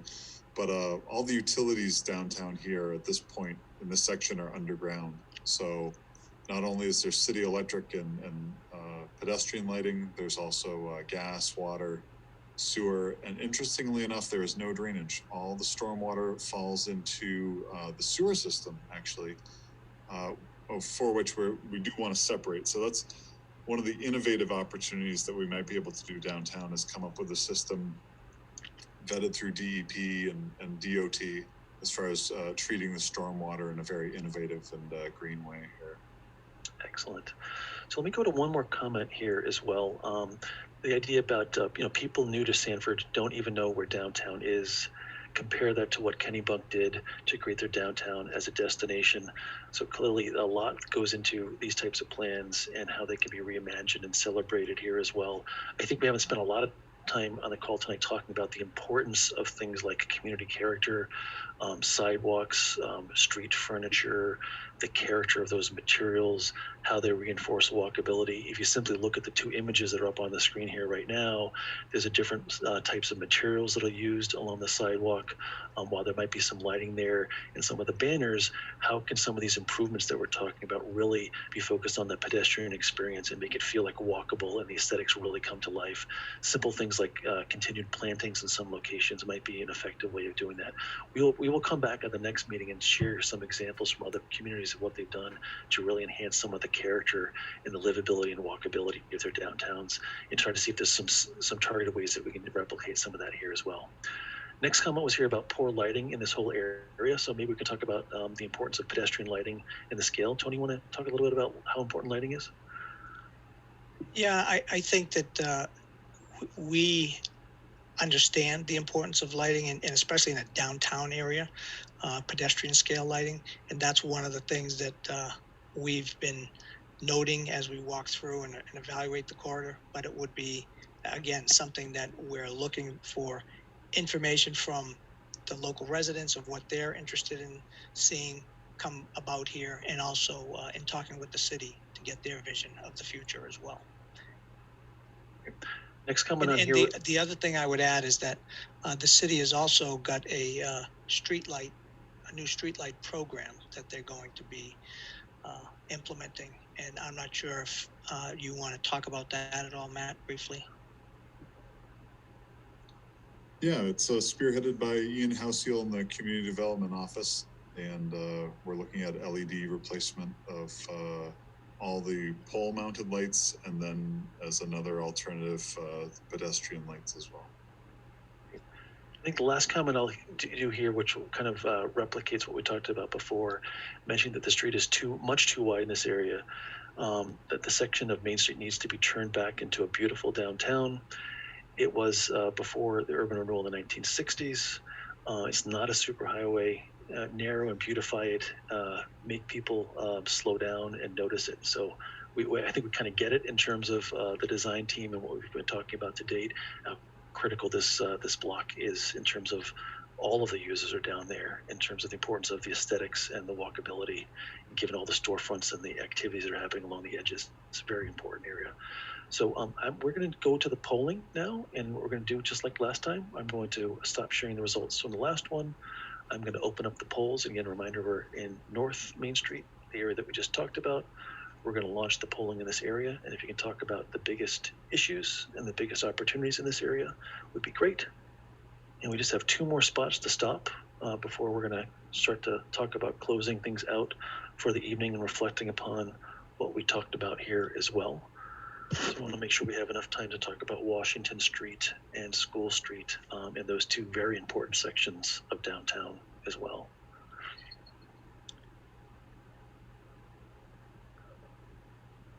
I noticed that Steve Buck has his hand raised. Steve, did you have anything to say? Oh, sorry, I missed that. Let me go to unmute him, and while we're having people do the polling, sorry about that. Let me unmute you, Steve. Go ahead, Steve. Yes, thank you. I just wanted to follow up on the bump out comment. And anybody that knows me knows that I deplore bump outs from a snow removal and maintenance issue. But that being said, if properly designed, I think this is probably the most prevalent area that could utilize the bump outs, and that would go a long ways to defining those pedestrians crossings. As earlier pointed out, that's one of the things. It's such a straight, broad throughway in that area that, you know, the speed you pick up speed quickly. The pedestrians come into those mid-block crosswalks, and it's almost an unexpected event to see a pedestrian crossing there. There's no expectation that somebody's going to be crossing there because you can't really even see the crosswalk markings as you're zooming through that area. So I would support the pedestrian bump outs there, better defining that, but please, in your design, keep snow removal in the back of your mind. Thank you. Excellent. Well, thanks for that, and thanks for my team members in noticing that Steve had his hand raised there as well. So I appreciate that as well. So I'm going to lower your hand there, Steve, and put you back on mute. So let's look at some of the results here. So I'm going to end the polling on this, and I'm going to share the results in this area as well. So I think we're seeing a common theme about pedestrian safety and improvement here, both in terms of the issues and the opportunities that can be solved here as well. And then digging in a little bit deeper, an opportunity here about to expand and clarify some of the parking. Obviously, we've gotten into one of the higher usage of on-street parking and the importance of those adjacent businesses in that area. So parking is probably going to rise a little bit up in this area. And then in terms of the issues, second on the list here is about traffic issues at intersections. So clearly there's a lot going on here that we need to think about for multiple users and the whole idea about safety and access as well. So I'm going to move on here as well. So Tony, if you can lead us back into this second to last segment here, we're going to talk about Washington Street, a little bit of the reminder here as well. And in the background, I'll get our chat going. So Tony. Sure. Thanks, Jeffrey. So if we go to the next slide, which shows more of the zoomed in area there, and this area shows clearly the raised island that Steve Buck was referring to earlier on at the beginning of Washington Street at the intersection of Main Street, which is actually very well maintained. I remember when I was out there, there was somebody out there maintaining it when I was taking some photos for this study at the very beginning. And it's right at the intersection. You have the Central Park there, intersection of School Street. It's a very challenging area right there. And we had several different discussions about things that might happen in that location. And it runs all the way down to the intersection of High Street. So we're basically considering this whole area, and the high crash segment is really the area in between School Street and Church Street, focused probably more so on the two driveways for the Midtown Mall. There's a long right turn lane that seems to extend all the way down from Riverside Ave all the way up to Main Street. And the question was whether that needs to remain in place or if something could be done to minimize that. That was one of the things that we talked about during our road safety assessment. Excellent. I'm just looking to see if anyone has their hand raised here, so we don't see there. So let's go to the chat. So we have a person's asked about westbound Washington, driver bypass waiting in the traffic. Got up wrong side of Washington to go to the school. Also, the mall exit right turn only lane there as well. Maybe you could talk about those couple of things. Again, it's the driver bypass, waiting for the traffic, going up the wrong side of Washington to get to School Street, and also the mall exit right turn only. Matt, you want to talk a little bit about that, or Tony? Yeah. Go ahead, Matt, if you. No, the right turn lane there is excessively long. Does it really help traffic volumes in or out of the Midtown Mall to have that there? I wouldn't think so. Vehicles should be slowing down as they head up the hill. Most of the high speeds that I've seen are usually coming down the hill. And then that also leads to the congestion issue that was mentioned before about the crosswalk at the top of the hill and being able to see pedestrians through screened vehicles. Yeah, and it's one of the things that we had discussed during the road safety assessment as well. And I remember we had actually sketched something up of possibly bumping out the curb along a portion of that to eliminate or minimize the right turn lane. But again, it's something that we'll have to evaluate moving forward. Great. So I'm just looking to see if we have any more comments in this area, and I don't have anyone that's raised their hand or any comments in this area. I think I would just add at this location, we are very well aware of the issue with sight distance at Pioneer Ave and the Third Alarm Diner in the Mill building. That's a very challenging area. There's a reason it's a high crash location, so that's something that we'll be reviewing as well. Okay. I would add one more thing too. There's been some discussion, and I don't really have an opinion one way or the other on it just yet. But taking that intersection with Washington School and doing something with it where, and this is problematic, which is why it really hasn't gone anywhere, but trying to make that portion of School Street two-way, trying to formalize up that intersection in order to make that happen. But due to the proximity of Main Street and Washington Street, that becomes a pretty tough issue to make that two-way again. So it's certainly not impossible, but it's something to think about. Excellent. I've got a couple more comments that have come in here. This one's about cycling. If cycling accommodations are inadequate on Main Street, extra effort should be made to connect the bike route on Pioneer to River up to Main along Washington. So the idea of using Pioneer and Riverside in terms of going up that route versus Main Street. The idea of where do you put the bikes on what types of roads, where are the issues? Tony, you want to talk a little bit about bikes in terms of how that might be Pioneer and Riverside and what that might mean? Yeah, I think that one of the things that I noticed on Riverside is that there are sharrows on the road right now. I think that was probably recently done. Is that right, Matt? It was recently paved. Yes. So that's something that I think it's important to talk with the Trails Committee to see what their ideas are on things that they have going on right now already, and we'll evaluate that as we move forward. And how about on the east-west direction, where it's along Washington Street as you connect from Main, going out towards the east-west movement there too, in terms of bikes? Are there other issues as you go east-west versus north-south? Matt, you want to take that one? I think, like Max said, it depends on what the plan is and how many people are trying to utilize it. Okay. Yeah, and again, similar to Main Street, the downtown trail connector is good in that it gives you, two destinations and an avenue to get there. If we were to take bikes up from Riverside Ave up Washington Street, we need to provide some accommodation to connect them to somewhere. So we need to have that big picture conversation before we kind of propose that connector. Yeah, we want pedestrians and bicyclists able to access the downtown, but we don't want to lead them to a destination where they don't have a responsible path in front of them. Right.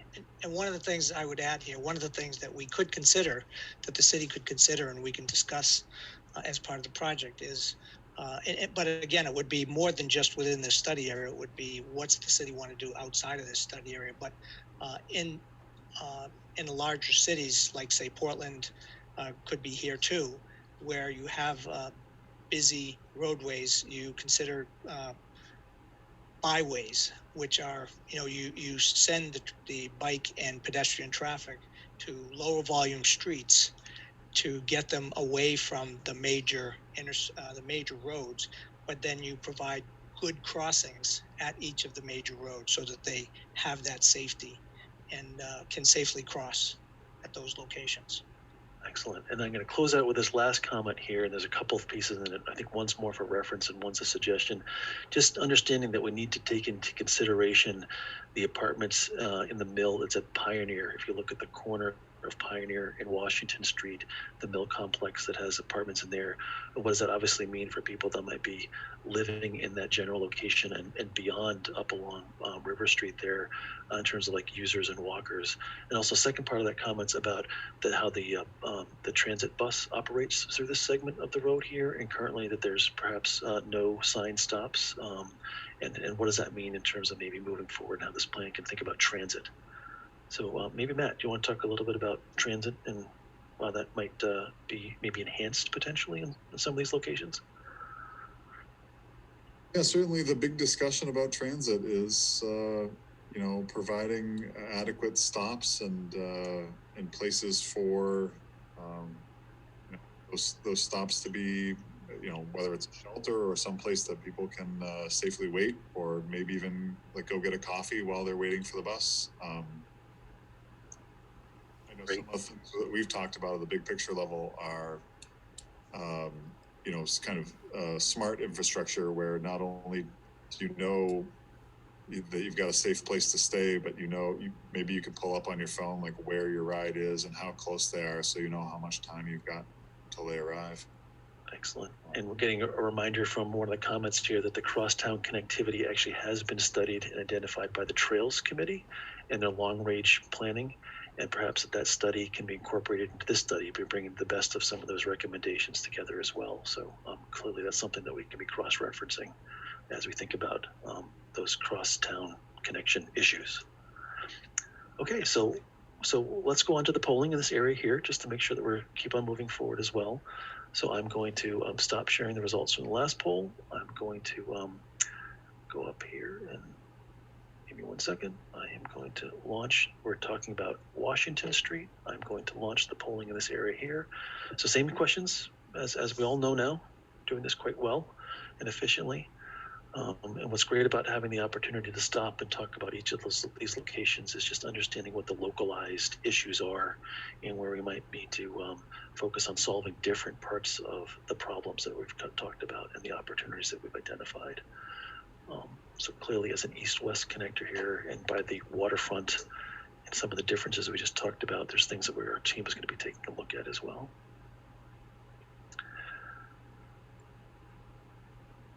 I'm going to give this one just a few more seconds here. Clearly people are taking a little bit of time to think about what we've got here. And we have our last segment that's coming up. And I think we're going to try to make sure we go through the last segment in about 5 minutes. That way we can do a couple of minutes of wrap up and talk about next steps before we close out for the evening here as well. So I'm going to go ahead and I'm going to close the polling out on this segment here. I'm going to share the results for everybody.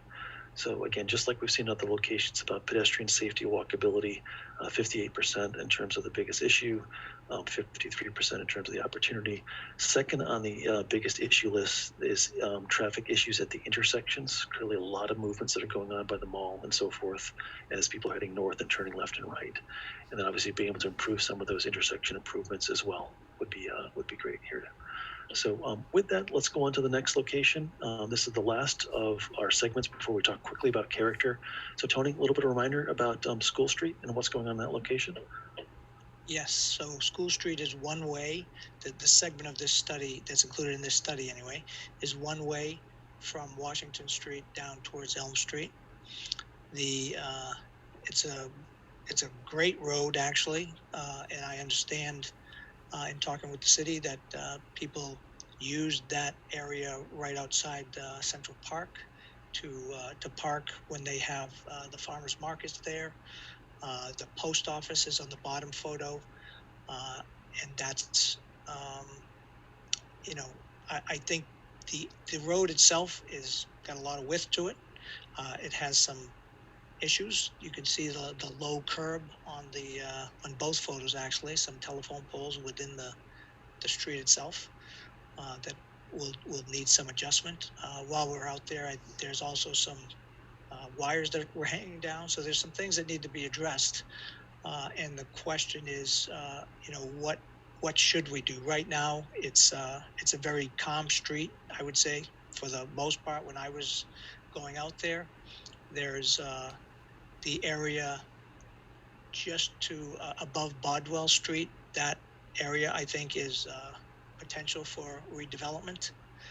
And maybe Matt can touch a bit more on that. But the Central Park area, for right now, this is an older photo. So the building that is immediately across from Robert Street has now been removed.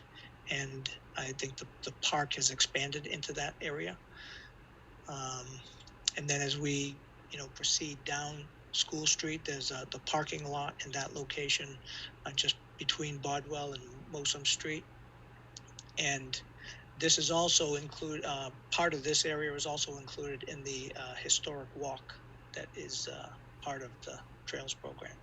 Great. So I actually have a couple of immediate questions right out of the gate here as well. One of the first ones on our chat is about the idea that there's a lot of room for bike lanes in this location as well. Matt, any thoughts about that? That is very true. And the remainder of School Street, all the way down to Rushton, is also due for some improvement, hopefully in the next 5 years. At that point where it connects at Breton School in Breton is actually a trailhead that connects to the downtown trail connector. So having some bike through here is not a bad idea. Excellent. An astute person here noticed, as we show in our picture here, that there's poles out in the street and talked about one side parking only in this location as well. So just the idea of how can we take an opportunity like this to perhaps clean up some of the issues that are going on with some of those telephone poles. Tony, do you want to talk about maybe just utility poles in general, what typically happens on a project like this? Yeah, I mean, if we were, one option is to make the sidewalk a little bit wider, reconstruct the sidewalk, make it a little bit wider, incorporate those utility poles behind curbing, and leave them in place. That's one option that could be explored. Again, I think as part of working with the city to find out what their vision is for that street, as we said, I think there's been other ideas that have been thrown around, making it two-way, but as a one-way street, if it was made two ways, then they would not be able to maintain the parking that they have today. That's for sure, because they would lose that width. Great. Yeah, I have a comment as we're talking. It's two ways, please, with an exclamation point, understanding that there might be some preferences for that as well. And another comment here that there's a bus stop for the orange line in the parking lot across from the post office. Not sure if the sign is still there, and maybe it's gone or stolen at this point, but the idea of notifying folks where these stops are supposed to be, and obviously making transit more accessible and visible as well. So I think what's interesting, given the type of street that School Street is and its proximity next to the park and this district, that maybe there's a little bit more that we can do in terms of alternatives and talk about what's maybe primary, secondary in terms of the purpose of that road, to show a couple of alternatives about accommodating some of these ideas. Matt, any closing thoughts on this one before I'm going to go to one more question that we have a person raise their hand, but Matt, any further thoughts on? I was just about to say we've got a person raise their hand. Yeah, great. So let's go back. I think Anne-Marie, I'm going to unmute you if you want to join the conversation. Yeah, thanks. This is Anne-Marie Mastracchio again. And as somebody who's lived in the downtown for a really long time, I have to tell you that I love School Street the way that it is. Other than I would love to have all the utilities underground, because I think with what we've done to the park in the past few years, having School Street one way has been great during market days, and I think it has the potential, if left as a one-way street, to have a real boon for any development that's done there. I know that there's that empty lot there that the person who owns it hopefully will at some point be able to do something there, whether it's residential. But I think that to ignore all of the people who actually live in that downtown urban core would be the worst thing you could do, is to make School Street two ways again. I think that if nothing else, it slows that area down, and it's a great area to walk around in. Excellent. Thank you for sharing that.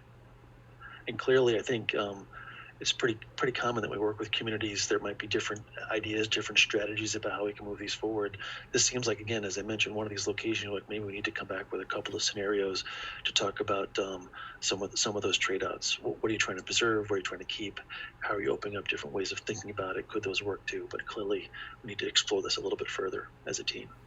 So let's go to the polling on this one as well. I'm going to advance this to talk about the same questions here. I'm stopping sharing the results from our last poll. This is the last poll that we have for the evening. So thank you everyone for participating as we've been doing our journey around town, the heart of town here. I'm launching the poll here. And if you want to take a few seconds for that as well and answer those questions about School Street, would be wonderful.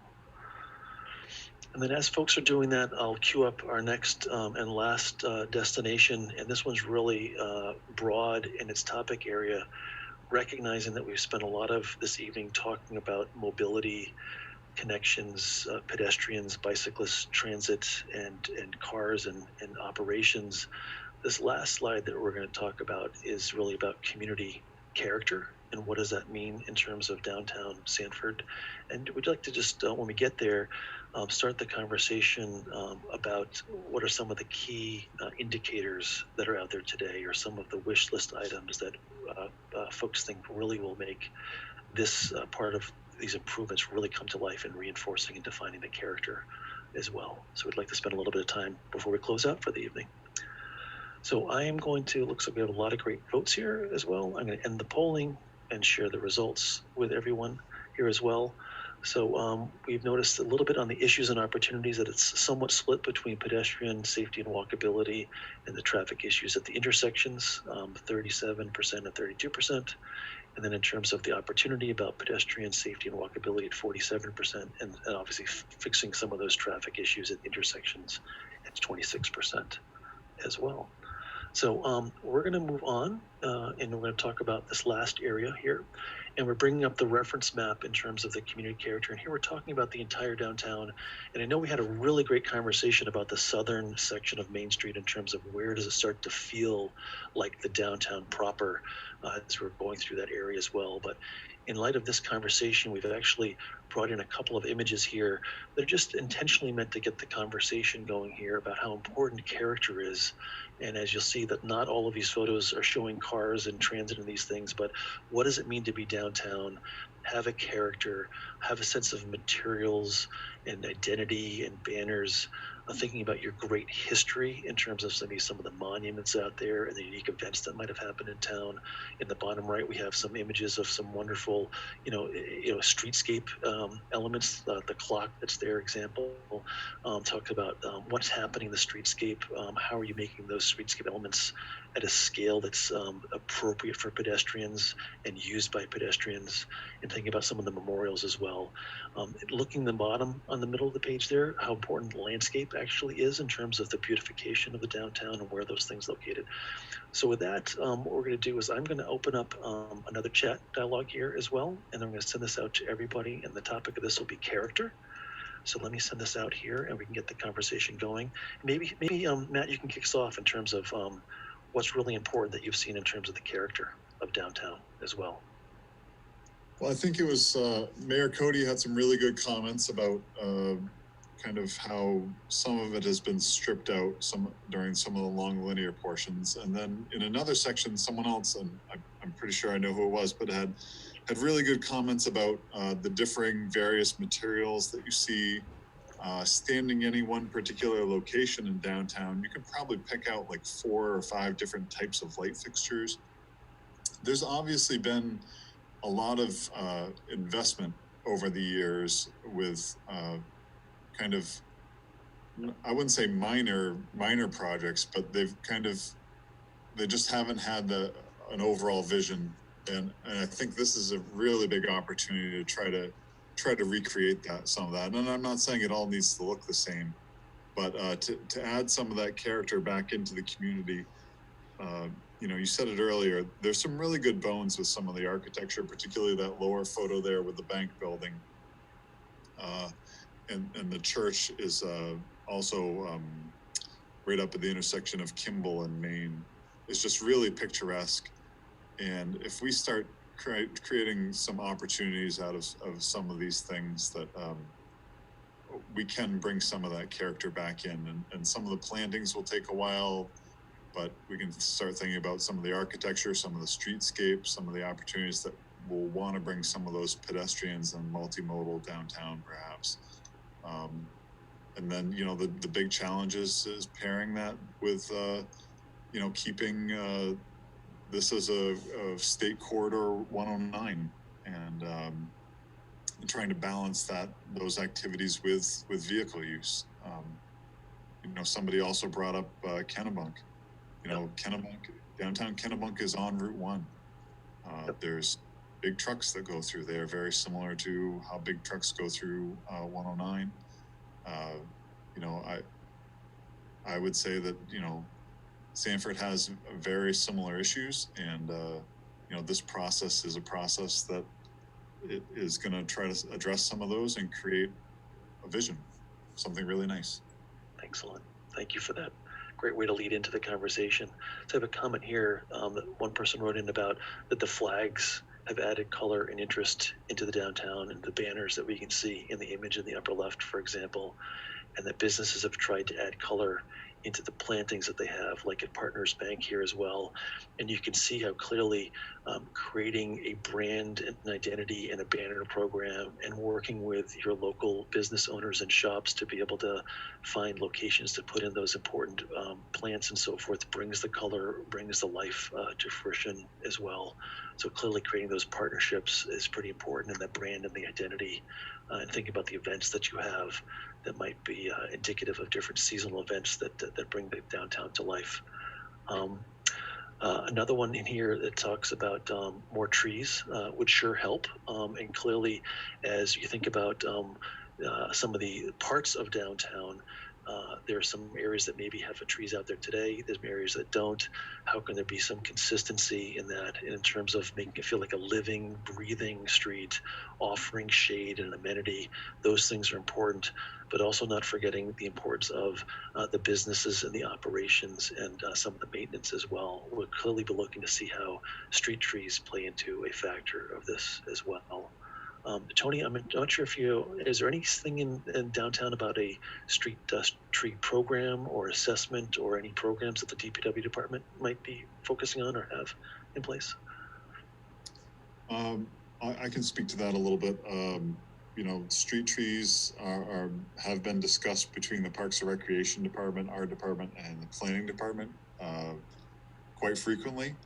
And, I think a lot of our efforts have really led to, hey, let's see what the at the time they weren't talking about this, but now we're saying, hey, let's see what the PPI is going to come up with for recommendations and go from there. Great. And I think another comment that we've got here is about downtown Sanford has definitely lost its identity. Sanford needed to decide on a newer look for a character. Is that important, or does it wish to keep the older look? Is it new? Is it old? Something for the residents to decide, and not the city officials. Obviously, we want to gauge a lot with what the residents want, and obviously meet standards and those things at the same time. But we found in the communities that we've worked with at VHB that trying to bring out that local character and trying to meet all of the operations and the standards at the same time is really where things can come to life as well. So we'll be looking to celebrate that. I know what we're going to be doing at our next public meeting is showing some illustrations, and in those illustrations we'll have some materials and some character to it, and it would be great to talk to folks about some of the importance of the material.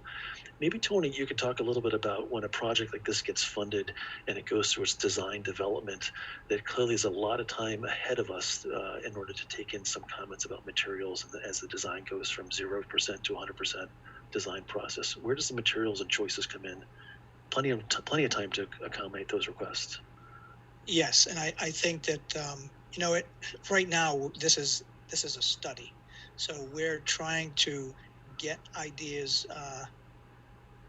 digest those ideas, and try and meld them, as you had mentioned, with standards that we can. And sometimes there are ways to, there's a design exception process that can possibly be gone through to try different things out. But this is and this is also as Matt mentioned, a major through corridor as well. So I think there is a lot of chance to add character, especially through this section here, and as the mayor mentioned, that southern section, which has all that width. I think there's definitely an opportunity there as well to just make it an inviting place to be and let people know you've arrived. Yeah. So those are the kind of things that we're hoping we can incorporate into any kind of improvements. And I just wanted to kind of reach back into mention the purpose and need of this project, which was really to look at safety and mobility improvements. And it sounds like the pedestrian safety and walkability and the traffic issues kind of both coincide as the two major issues. And we're looking to complement those improvements with some of the development that's already been going on, that the city is already doing, and see how we can leverage that with available funding moving forward. And I'm going to close us out on this with two more comments, one in our chat, one on audio here. A comment here about making a reference here, and thank you for the tips here about checking out the beautification of the alley leading to the parking that's behind the city hall, just off of Main Street as well. And then obviously the alley that is Sanford Regional, I think Economic Growth Council as well. So thank you for the tips on some local examples that we can look at when we come back to our next public meeting. We're probably going to show you some examples from some other similar sized communities throughout New England and some of the things that they have done there as well. And I think before we close out for the evening, let me go back over to Steve. And so you raise your hand as well. Let me go back to you. Steve, you want to pick up and share some thoughts? Yeah, I just wanted to make comments about the trees. If you look at in these two pictures, the 5 pictures you have up here now, the upper left, you can see that tree. It's very small in nature. It's been there for at least a couple of decades. The top's been lobbed off because it was interfering with buildings. So there's been probably a 20-25 year history with that tree of it starting out being small, not having the visual impact that you want. It's at a stage now, the ones closer to the city office were just recently taken out. They have such a short window of actually achieving what it is that you try to achieve with a tree in that tight proximity on a narrow sidewalk in a close proximity to a building. I never advocate for trees in that kind of a location. You look down at the lower bottom in the middle, you've got a tree out on that island. There's poor shape to it. It's not been well maintained. It again is becoming an impediment and a site impediment and a hazard there. When you look at the $10,000 to $15,000 average cost of putting one of these kind of trees in here with a good guarantee to make it live for the first year of its life and the maintenance for the first 5 years, if you look at the cost of that and take that same investment of funds, what you can do with streetscaping and planting is far more visually impacting than trees. And I reference what was done in the city of Biddeford not that many years ago, 2-3 years ago. They did a significant amount of plantings in their downtown. It wasn't streetscape trees and such and that. It was just simple plantings, and it just gave such a visual pop to that downtown and added a vibrancy there that was a very low investment, didn't detract from the buildings, didn't become a maintenance issue, and I'll leave it at that. I think I've made my point. Thank you. Excellent. No, thanks for sharing that, Steve. And when we work with a lot of our different clients and communities, there's some people that want to have them, some people that don't. There's the maintenance issues. There's also specifying the right types of trees, understanding the maintenance in those things. Clearly, a lot just goes into that one decision. And we also worked in communities where they focus more on the plantings that are the non-trees. And as you mentioned, how that brings to life the color. If you look at the image at the bottom and the middle, just having the right type of plantings, the right sequencing, and what that can do from a visual effect is pretty compelling as well. So thank you for sharing that. So with that, what we're going to do is we're going to close out for the evening by doing a really quick summary here of some of the major takeaways and most importantly talk about next steps as we go through this. And I really just want to thank everybody for joining us on the chat feature, as well as those who participated in the audio function as well. Thank you all for taking all of those different polling votes. We've learned a lot from all the different data that we've collected in the conversations. So to close us out, I'm going to go back really to kind of where we started here as well. And maybe if we had a minute or two in terms of maybe some of the highlights here, and in the interest of time, maybe try to keep it to a couple minutes each here as well. And I want to bring Nate back into the conversation as well. But maybe Matt, can you start off with some of the major things, major takeaways that you heard tonight? Well, I think across the board, just the polling showed, and I guess it caught me a little bit by surprise on just how important the pedestrian safety was. I guess I'm driving a lot, to be honest with you. I'm not out walking a lot in downtown, and as an employee of the city, I drive this quite a bit. But to see that kind of response on the pedestrian and the pedestrian connectivity, the pedestrian safety, it just that was a real eye opener for me. And I think we'll really push this maybe in a different way. We need to start thinking more about that and really focus in on the streetscape and increasing appeal and, making the downtown a lot more dynamic. I appreciate that. And Nate, do you want to join the conversation for a few seconds here? And remember, I think you might have to come off mute on your end. Sure, I'm here. Yeah, just reiterate what Matt said. A lot of times we do these studies and, public have issues about, trucks or congestion or speeding. But in this one, it's pretty loud and clear. Streetscape, it was, pedestrian and walkability issues. A lot of these issues associated with downtown. So that's good. We focused a lot on sort of pedestrian safety and vehicle safety, but I think so we kind of have a refocus here based on some of this input we heard. Yeah, that's great. Really appreciate it. And Tony, how about from you? Knowing that there's a fair amount of work still ahead of us and that we're going to be bringing our whole team together and reflecting upon what we heard, any major takeaways?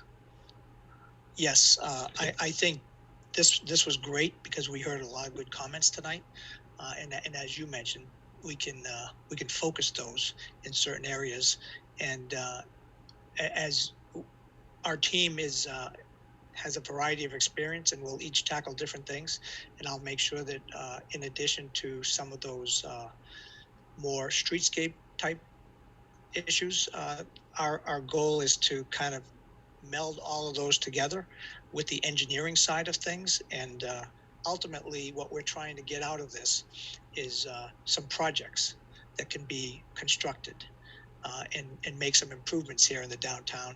And it may be a phased approach where the initial improvements get some funding from the DOT through the DOT process, and then the city adds to that in order to reach their ultimate goal, which is what we're trying to do, is kind of develop a common vision for the whole area that we can move forward.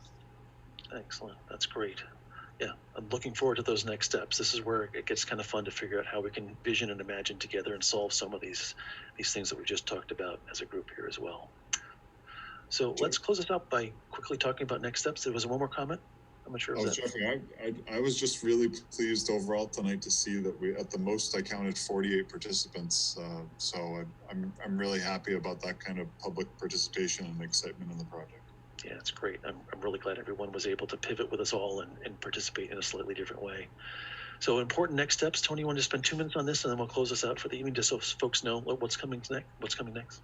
I'd be happy to do that. So, as Jeffrey mentioned, we'll be collecting all this feedback and ideas, and try and provide a summary of what we heard. Distribute that amongst ourselves here first, and then make sure that we make those available to the public as well as this presentation once we've moved forward, and we'll also try and include the results of the questions that were posed during the polling questions. And as far as the schedule goes, I had mentioned this earlier, but before we get that, I want to mention that there's also going to be an online survey that we're going to be pulling together that's going to be available on the city's website. So please make sure you look for that in the near future as well. But our remaining schedule, we'll be developing our concept plans through April and May, and come back with the technical advisory committee meeting, and then follow up with another meeting to the public. As Jeffrey mentioned, we will have some actual ideas that we can show you and get your input on those as well before finalizing a report. Excellent. So with that, on behalf of VHB and all the participation, we wanted to thank you for everyone's involvement tonight. A quick reminder that for those that are watching this at home, a reminder of the email address on here, the pw@sanfordmaine.org. Tony mentioned that online survey that's going to be coming soon as well. And Matt, do you want to close us out for the night from your perspective? Just a big thanks. I'll be monitoring the PW address at sanfordmaine.org in order to get additional comments. I've already received 3, I guess, total, and we'll be entering those into the record for tonight, most of which all the comments were addressed here, so in our discussion. But I'm really looking forward to this project going forward, and very excited to see so many people showing interest. Excellent. Well, thanks everyone for participating. So that's all that we have for this evening. Enjoy the rest of the evening, and we're really looking forward to seeing in a few months where we come back with some of those ideas about what the future could look like in downtown Sanford. So have a great evening. Thank you, everyone.